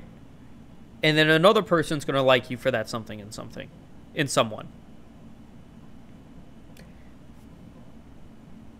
The regime, but many people didn't seem to agree. But he's also not saying to himself on the internet. He's acting, and this man's a programmer, so he should really know better, right? He should know at what point what he can do and what he can't. Okay. At this point, he should know that not staying in your lane. I wanted to say that, but it's not. It's staying civil is the best way to experience his peace attitude that he wanted before. Great. And he decided Although that it was true that certain industries were striving towards greater diversity, many didn't think it was really at the request of any specific demographic. It was more just a financially intelligent thing to do to give products greater appeal, as the number of people in certain groups outnumbered the people who were annoyed by these groups' existence. As someone who made a game whose whole existence can be defined by the individual, and as a person who emphasized that in the past, this shouldn't be new information to Notch, but he came to the conclusion that this time it was state mandated. However, in the end it just seemed like he was targeting a group of people, whereas misinformation could be making targets out of them. It seemed that as time passed, he was growing only more conspiratorial.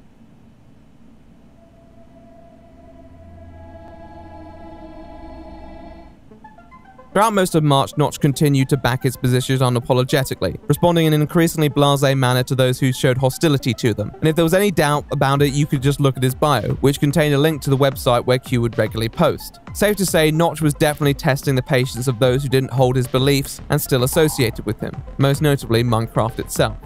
Person's recent turn to conspiracy theories had almost locked him in a self-inflicted cycle. As he became more and more extreme, fewer and fewer people felt truly comfortable with his ideas, and consequently probably weren't as keen to entertain his presence. Notch observed this and embraced his alienation. He's been an outcast before and he was ready to be an outcast again. It's psychological behavior. He got exactly what he wanted. He wanted people to speak with him, but he also wanted to be an outcast. And he wasn't happy with way things were going. So he developed a situation where he could go back to the way he was. They attributed part of the reason to the fact that they couldn't handle him speaking the truth. Many of these people were probably in on it as well. In 2019, though, after the string of tweets we've just covered, Microsoft began... He has taken it to a bit of lunacy, though, right? He's taken it to, like, a whole nother level of extremism. ...and to decouple their casual, if still meaningful, relationship. It first began with the simple removal of references to him in the loading screen. This seemed to be rather insignificant on the surface. However, up to this point, it was extremely rare for any splash text to be erased, only happening a handful of times in Minecraft's lifespan. At the time, many suspected this to be related to the instance analyzed in the previous part. However, Microsoft refused to comment on the matter, and ultimately this was deemed rather trivial. However, there was another event round the corner that would test Microsoft's position on the matter, that being the 10th anniversary of Minecraft's publication to the internet. It made sense that Notch wasn't involved with the public image of Minecraft as it was, but at the end of the day, without him, Minecraft wouldn't exist. And the 10th anniversary was a celebration of just that. By not commenting on the removal of the splash text that credits him, Microsoft had the choice open so they wouldn't seem hypocritical if they did invite him. However, barely a month after, it seems they had made a decision that he would not be included in the Landmark Festival for all things Minecraft. And I think that was the wrong decision. I think the man deserved to be there. You know, his opinions are his opinions, but he shouldn't be demonized or thrown out the window, as it were, from celebrating what he made forever ago. With a spokesperson telling the press, his comments and opinions do not reflect those of Microsoft or Mojang and are not representative of Minecraft. No, I do think Microsoft Notch didn't seem to make any public comment himself. He moved on to playing the game Factorio. He seemed to be having fun with it at least. In the run-up to the event, he made a couple vague posts here and there which were hard to interpret, but on the day of the anniversary, he put out a single tweet reading, "Happy birthday, I love you," smiley face. It reached almost 30,000 likes, which is far more than any of his previous argumentative tweets had reached, and in these moments of wholesomeness, you almost forget what he was tweeting barely a couple months before. In a way, Minecraft's decision was probably in the best interests of everyone. If Notch still held his beliefs pretty ardently at this point, I'm sure he probably saw his exclusion as a badge of honor above anything else. If you believe in that sort of satanic cabal, Microsoft is definitely a part of it. However, I think Notch likely had a different viewpoint that could be illuminated by a few tweets. Although not commenting on its exclusion from the anniversary event, Notch did briefly comment on Microsoft removing the in-game references to him. After expressing regret for something assumedly relating to his position on trans people, he responds to a comment to someone saying that Minecraft removing references to him may be a way to help him process what he had been saying and doing. This comment seems to demonstrate some contrition for his recent antics, and seemingly accepts his fate for whatever happens next. People had additionally started a movement to recognize Hatsune Miku as the creator of Minecraft, and Notch appeared to take it on the chin, stating that letting go is key. It's hard to really tell where Notch stood in his comments, as he neither issued a formal retraction or reassertion following them. He seemed to regret how he'd phrased it himself and that he had hurt people, but didn't elaborate on whether he stood by his opinions. Regardless, he seemed to accept that where he was and where Minecraft was were not the same place, and for that much, he was right. They weren't. Over the following year, he mostly refrained from talking politics directly. The occasional comment about Trump or Hillary were ones that were not too hard. He learned a valuable lesson, but he learned it the hard way. No, this happens all the time. You learn things the hard way. And he wanted to stay a public figure, but he learned that he can't post whatever he wants to post online anymore. He just, you know, can't do it.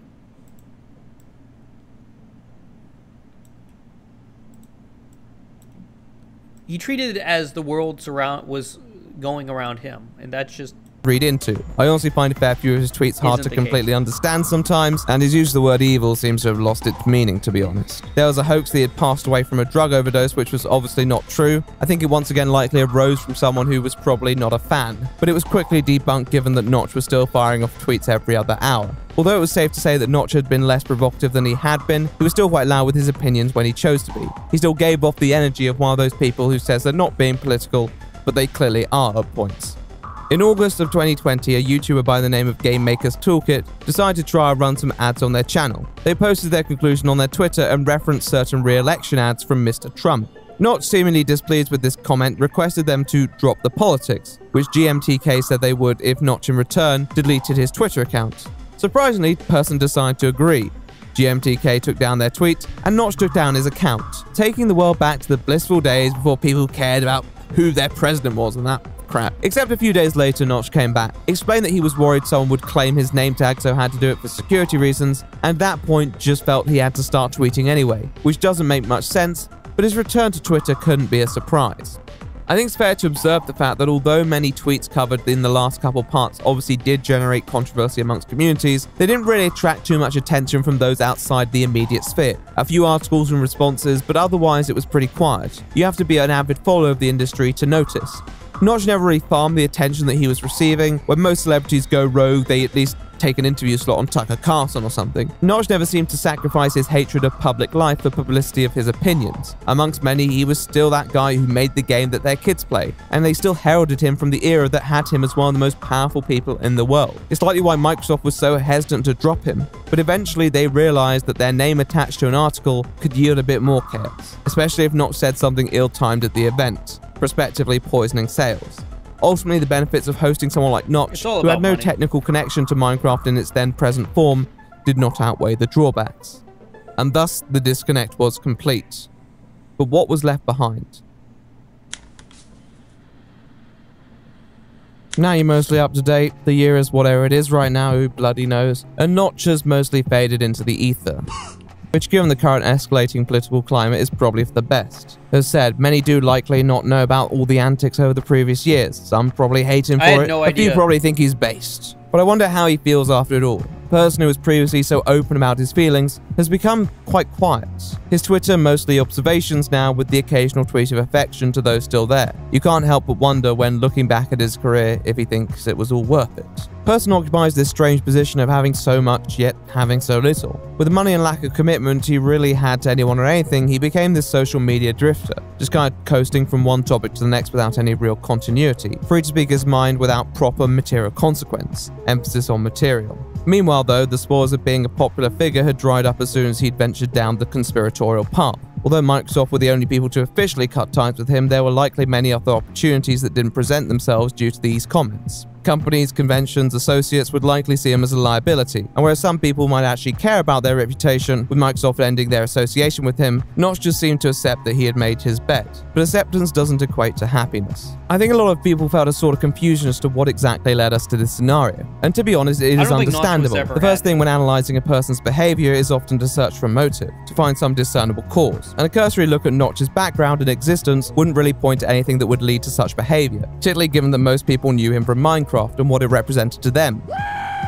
Throughout much of his lifespan, Minecraft garnered a significant audience who didn't necessarily fit into traditional societal norms. And that wasn't necessarily a surprise given that the guy who created it also didn't when he was growing up. Yeah. Loads of people played Minecraft, likely many with extremely diverse backgrounds and political views, and it never possessed a specific identity per se, but over the years it garnered a reputation as probably the most inclusive and accessible games of modern history. Probably a good example of this is how it benefited the social skills of many who have lacked them otherwise. Minecraft has been shown to really aid children who experience certain neurodevelopmental conditions such as autism, with many parents singing their praises of the game's transformative effect for their loved ones, finding a community and escape that actually helps them be more comfortable in their own skin. In the last few decades, society has become increasingly aware and sensitive to those who encounter such conditions and the social challenges that they may have to traverse as a result of it. While many regular social environments were still learning to evolve to the needs of those who may or may not thrive in those places, Minecraft was already there, and I don't think that was restricted to any specific demographic. I think it's also applied to many marginalized LGBT individuals, particularly those in the trans community who found solace in a game where your entire life is essentially customizable. It's not just an escape from the real world, it's the entrance to a completely different one. We discussed how a game can often represent its creator, and Minecraft represented a place that remedied people who experience the often isolating life growing up that Notch did. That's a principle that doesn't end. Quite literally is the perfect representation of Notch. And do you know what that is? Freedom. To say and do what you want to do. On the basis of personal identity, and therefore if anyone was going to understand the contemporary struggle of marginalized groups to fit in with society, it should have been him, right? Even if you believe that there wasn't any relationship between the creator and his game, even if perhaps people projected too much of the game onto the creator, it wasn't like Notch was ever vocal about any views that would contradict this image. On the contrary, in fact, as I've already documented, the dude announced that every character was genderless and even facetiously claimed that that made them all gay, thus owning the homophobes. He didn't seem to have much respect for traditional gamer toxicity, criticizing tropes such as calling someone gay as weird attempts at insults, and said that although he hadn't been attracted to a man, he tried to keep an open mind, and he's pretty cuddly. After he was informed that a Kickstarter he'd promoted was started by someone who seemingly held homophobic views, he expressed disappointment and said people should be sane. At a time where video game companies often stayed out of debates surrounding political issues, Notch's opinions on issues affecting marginalized communities always felt authentic. These days it's often hard to tell which companies are actually interested in advancing the rights of those they claim to care about, and those who are just playing to the crowd as they always have. You could probably say that disingenuous support is better than none at all, but sometimes... Do you think Activision or Microsoft really cares? No, you know what they care about? Money. And they know if they appeal to that demographic, they may get more money. Right? That's just how the world works. You also want to know who's not going to throw your rights under the bus when it's no longer profitable to them. Notch seemed like that guy. People might claim he was just being politically correct back when he had an audience to commit to, but I'd say all evidence suggests otherwise. As a guy whose success wasn't concerned by PR or even dependent on the game's sales, Notch was free to take whatever positions that he wished to, and he did take many in a time where they weren't necessarily widespread. His views on issues like piracy and big tech were considered different for their time in that industry, particularly when it was out of step with big tech itself. He was the anti-establishment figure whose success inadvertently tore up the status quo. The establishment's position on such matters has always been to predominantly follow popular opinion or play to the largest present market. Notch was never like that, and his game didn't conform to those boundaries either, which is what made it such a success. I'm sure for many people who didn't identify with the traditional brand of gamer, Minecraft was their introduction to video games as a whole. I think that's what made his outburst on the matter of transgender rights the breaking point for corporate relations. Despite the numerous concerning statements prior, Notch had created this game based on principles that he seemed to advocate for before brutally turning on. It's not out of the question for people to change their opinions, that much is true, but this just didn't make sense with what he created before. I don't think anyone ever saw these tweets as a grift. He didn't have anything to gain from his actions and didn't seem to want to gain anything from them. On the other hand, looking at the evidence, I don't think you can say he was being dishonest or corporate with his views before. I don't think selling his share in Minecraft necessarily freed his opinions anymore. But how can we reconcile two parts of an individual's life that seem so contradictory? Maybe we need to get into his shoes a little more.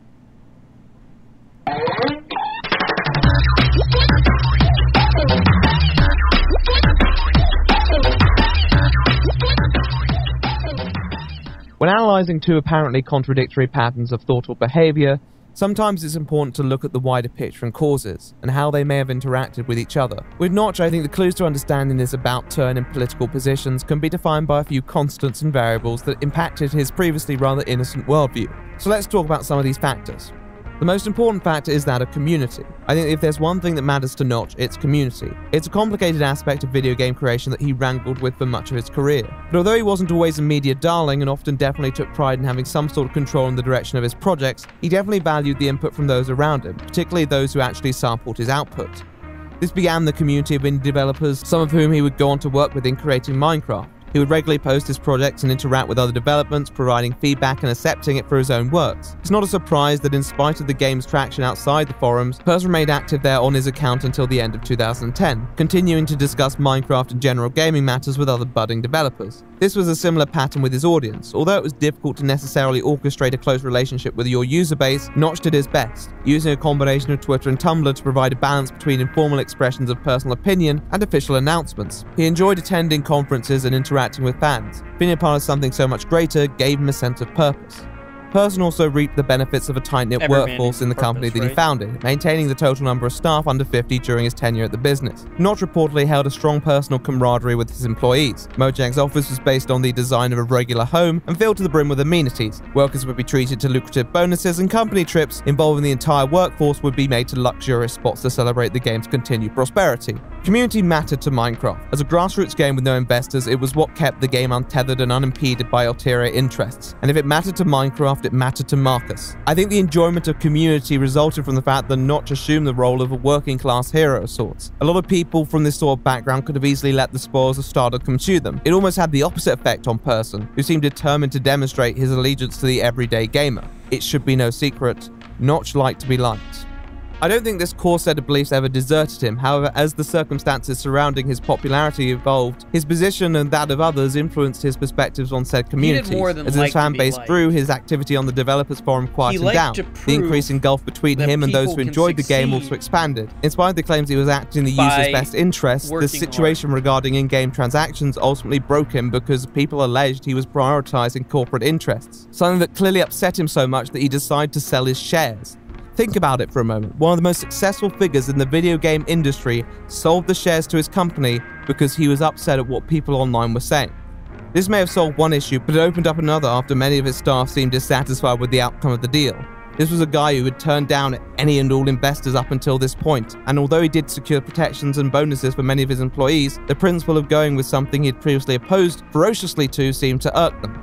In many ways, he gained a lot, but he'd lost what mattered to him for so long. And with the increased distance between him and the surrounding world, he gradually grew more listless and languid. Eventually, he was left with no community, nobody to properly identify with. And it wasn't like the wealth was the inherent root of the problem, but it was the result of decisions that inevitably isolated him from a lot of people. He wanted to rid himself of the crippling responsibilities that had come with being part of these communities, but had nothing to fill it with, until the internet began to move in a different direction, a more political one.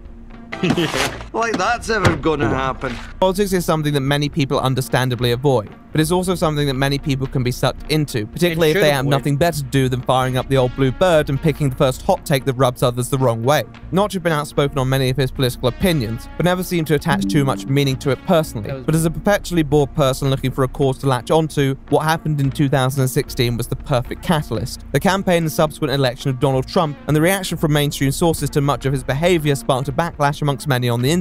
Not necessarily because people identified with him particularly, to be frank, he wasn't very relatable, because they saw him as a sort of symbol in an enduring culture war against people who wished to restrict online freedoms that had long been enjoyed by those who had used it. Trump hated the establishment, big tech, and anyone that tries to edit, break, destroy, or make any kind of formulaic transition of the internet is going to be hated, okay, chastised, and canceled. Because people like the internet and how it is as of right now. That is what the internet is and what everyone wants the internet to be. Many of the organizations that Notch had rallied against in the past. Even though I'd say Trump had very different gripes to someone like Notch, as an influential person his cause was enough. And in a way, it was the resistance that provoked people. Our movement is about replacing a failed and corrupt, and when I say corrupt, I'm talking about totally corrupt, political establishment with a new government controlled by you, the American people.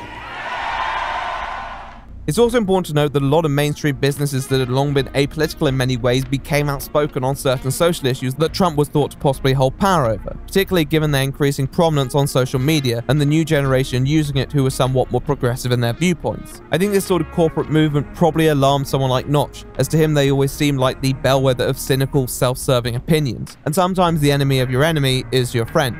This is what started it at least. Although he had mostly avoided taking positions in past controversies, even larger scale situations, something about defending internet culture seemed to galvanize him. As that guy who essentially had his career launched by the online world, he was obviously going to be defensive of his characteristics that enabled his success. After selling his shares, he had lost his cause and community, but a new one was emerging. One where he was part of the last line against a culture that could sterilize everything that made it great. However, that still doesn't fully explain how we go from this to this. There's still a degree of disconnect. Well, it wasn't a solo effort.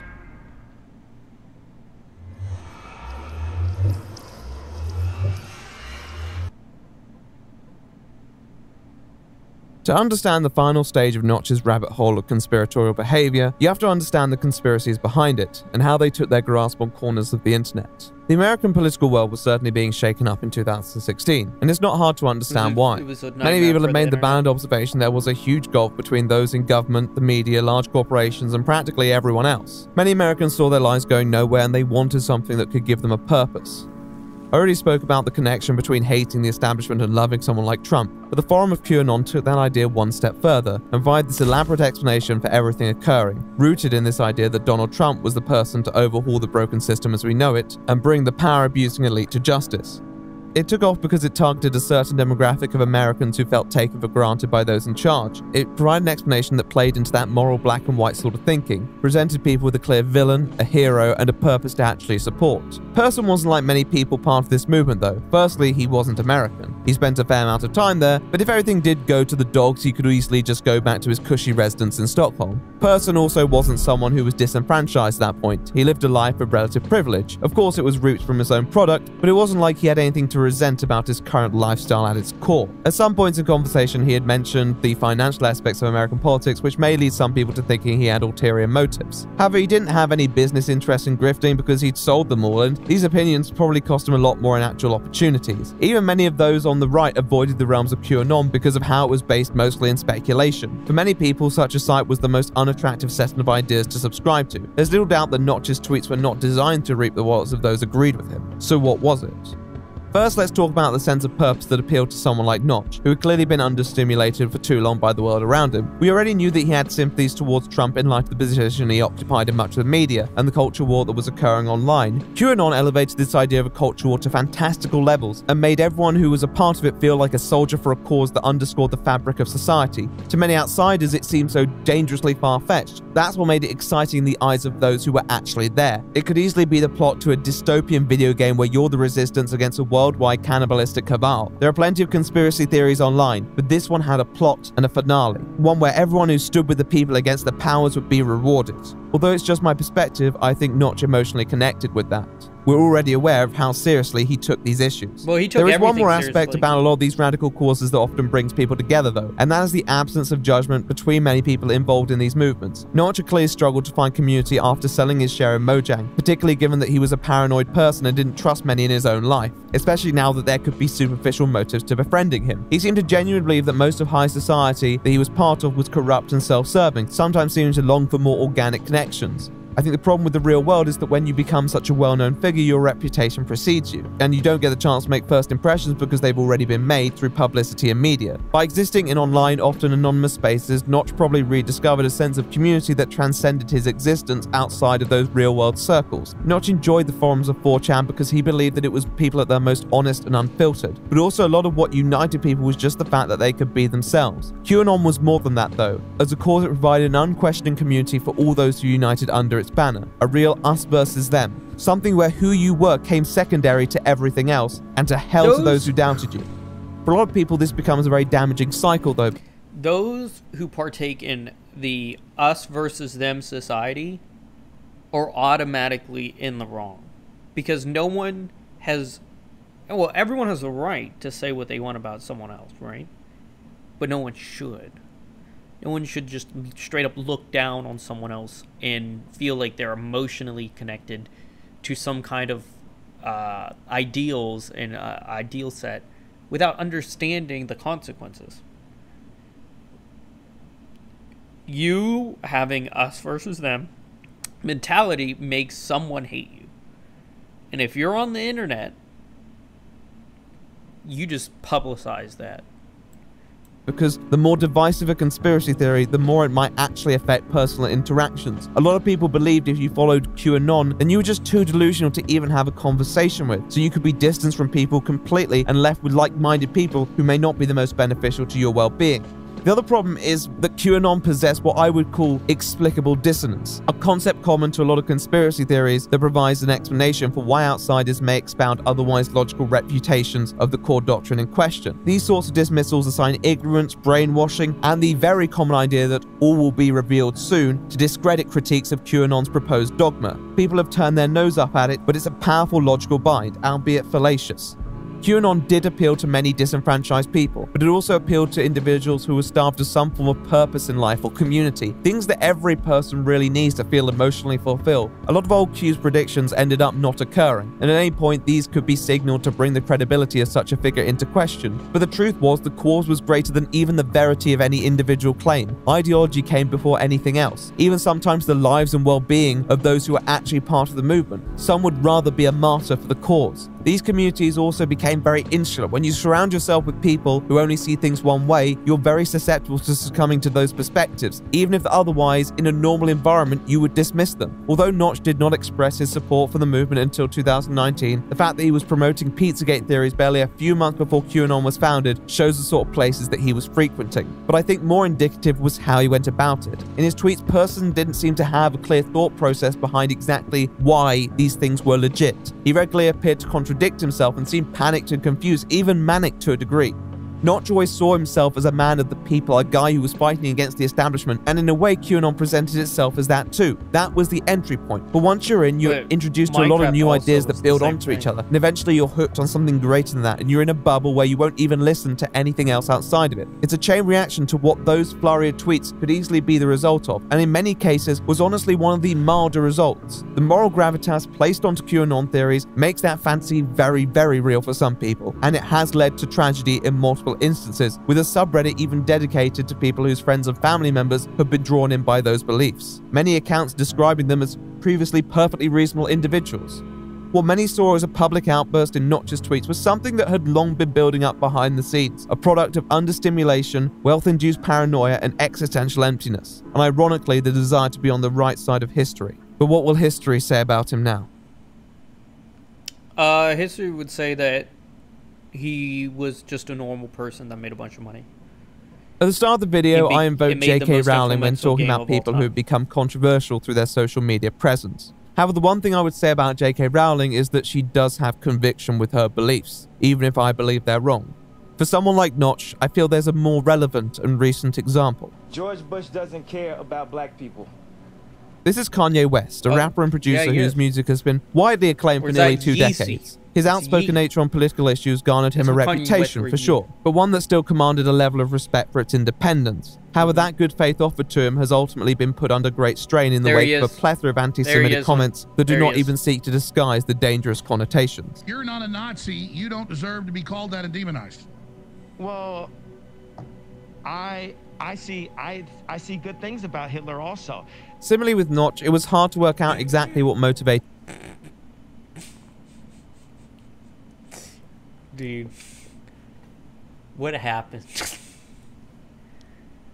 Ye's sudden spiral into such unabashed backing of extreme beliefs, to the point where some even question whether it was an intentional move to tank his career. Although I wouldn't go that far, I would say that a life where you have an abundance of resources but a lack of healthy relationships can cause one to lash out in a way that antagonizes those around you. There are many ways of doing this, but turning to extreme beliefs is definitely one of them. It's an appeal to make yourself as ugly as possible, challenge people to disown you, turn public opinion against you, to change that superficiality. Both Kanye and Notch subscribed to beliefs that advocated this idea that some elite class were fundamentally working against the interests of the people. And as individuals who believed they were on the side of the underdog, what might seem like public meltdowns to others seem like acts of personal and public resistance to them.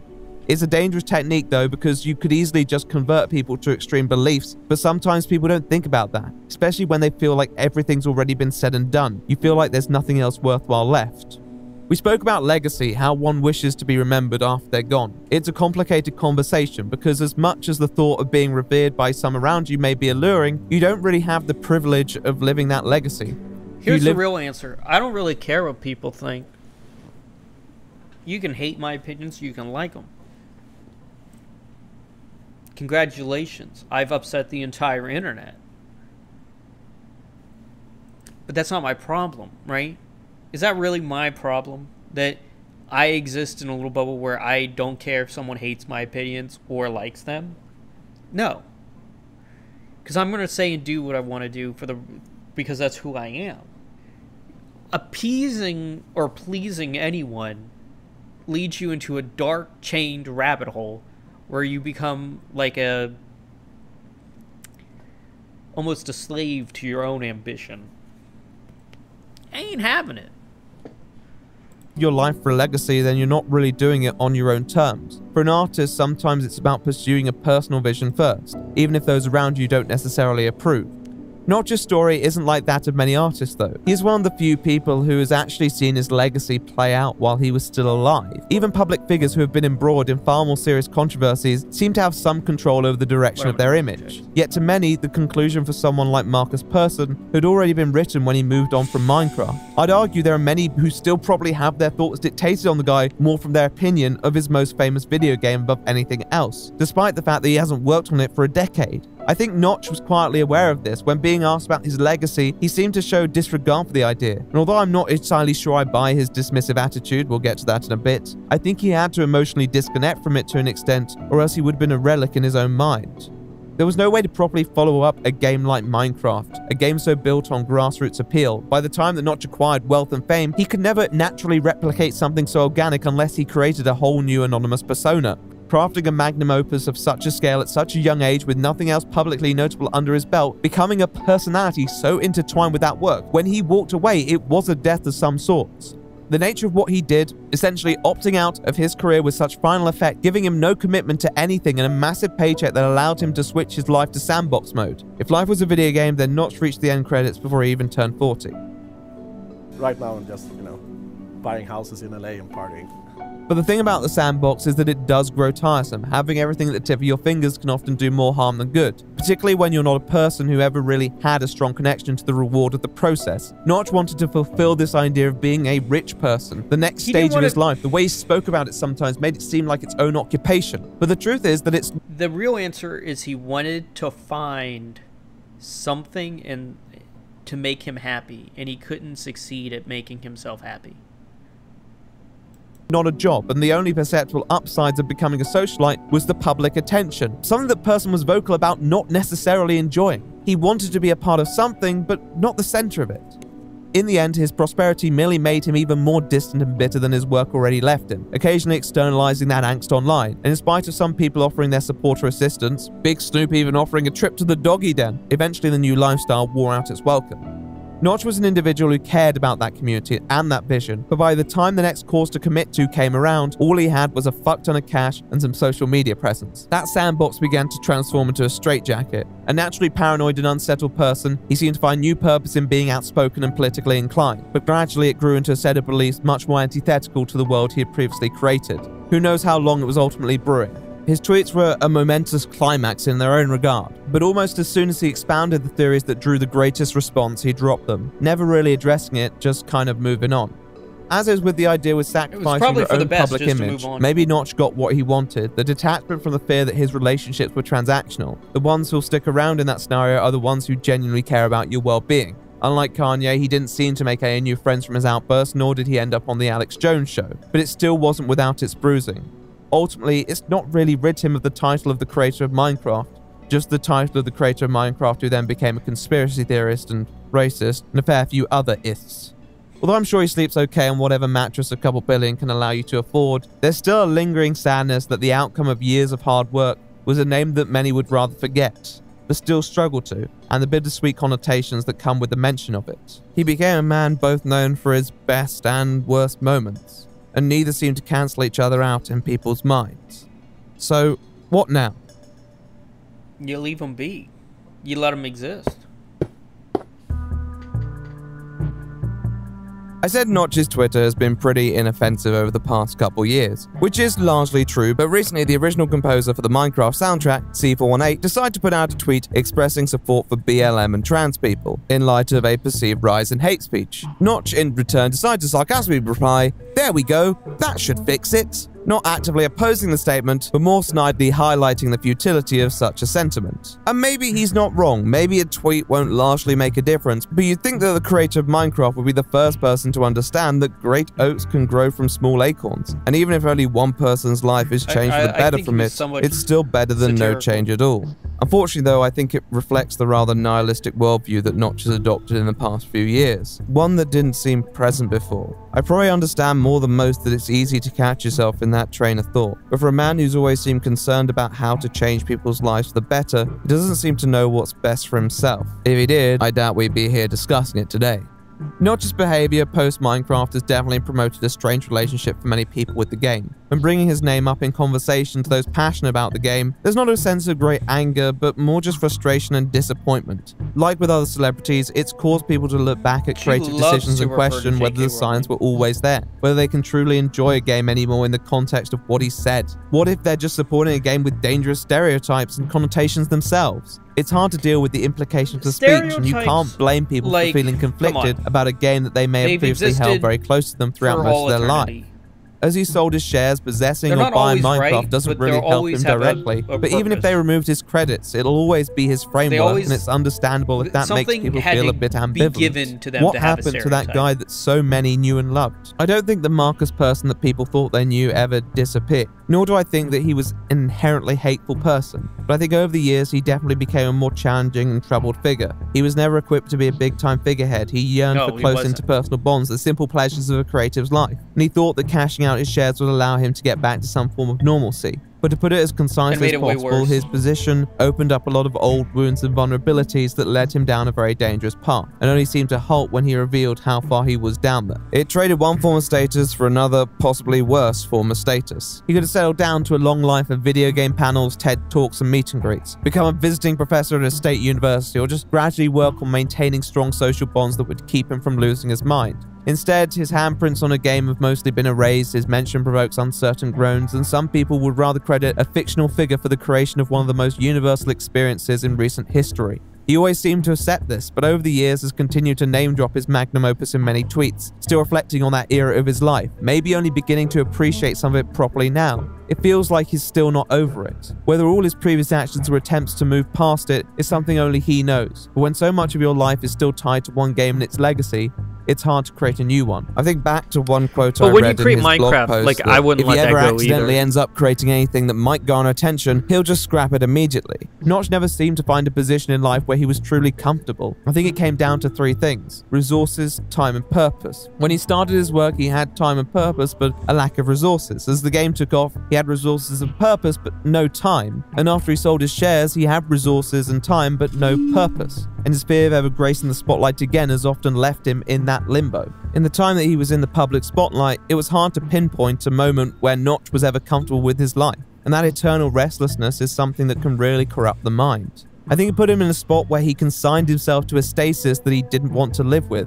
He loved programming but didn't enjoy the human aspects of success, but didn't want to be defined by one thing, but didn't know how to escape that definition. His love of community and desire to please people was replaced with this distrust and resentment towards all those around him, and eventually manifested in more and more destructive ways, leaving me to wonder if he could really rebuild his public image after it all. One of Notch's resolutions this year was to create a new game, him making wry commentary on his own commitment to do that. It still doesn't feel like he entirely knows what he wants. Minecraft was one of the most stressful eras of his life. It's understandable he doesn't want to relive that, but sometimes you wonder if he still craves a bit of the taste. He's at a different stage of his life now, and so is Minecraft, to the point where you wonder if they even recognize each other. People draw parallels still and wonder how the two grew so far apart. However, amongst the politics, the business interests, the billions of dollars, the social media meltdowns, the far-right conspiracy theories, they still came from the same place.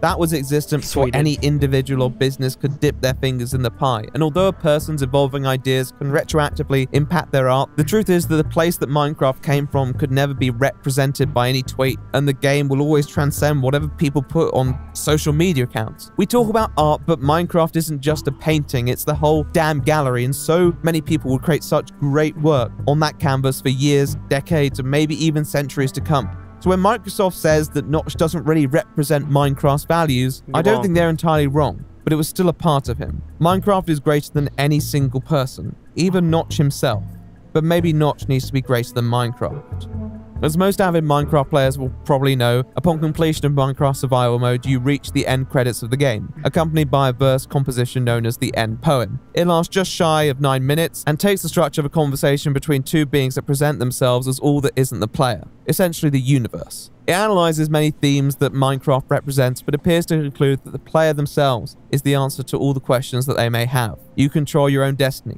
You control your own fate.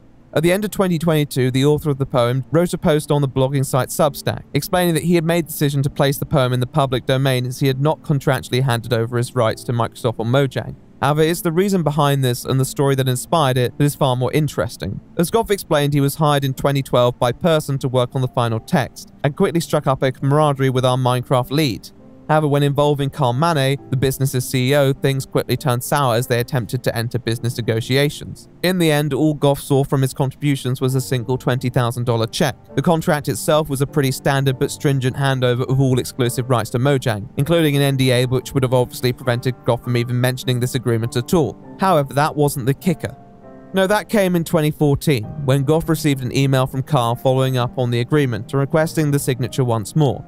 Goff explains that Mane had framed this as housekeeping, when in reality research showed this was just around the time the shareholders were looking to cash out, and were merely tying up some loose ends. With the buyout estimated to be $2.5 billion, Goff felt a bit deceived and shortchanged, especially with how he had been treated up to that point. He felt disrespected by people he considered friends, and although he ultimately didn't sign the contract, it still offended him. In spite of this and the heated exchange that followed, he didn't seek legal counsel. He didn't formally request his poem be removed from the game despite the furore it could have caused. He merely let it be.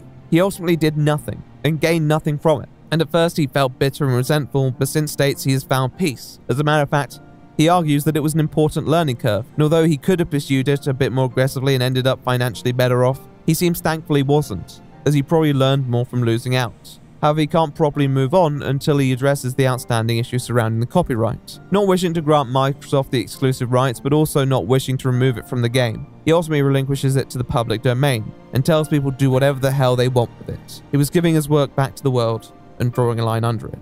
Originally, I wrote a paragraph here explaining why I included this anecdote, but I think I'm going to let it speak for itself. All I'll say is that, as written at the end, you are the answer to your own questions. It's never too late to add some chapters to your story and give people a more satisfying conclusion. You just need to turn the page. Maybe Notch needs to be greater than Minecraft. Yep, so there we have it. That was good. That was good. I still think Notch should be held in some sort of high regard for creating the most popular video game of all time. He just wanted to seem... After going through that, I think he just wanted to be happy. And he really did seem like a normal person.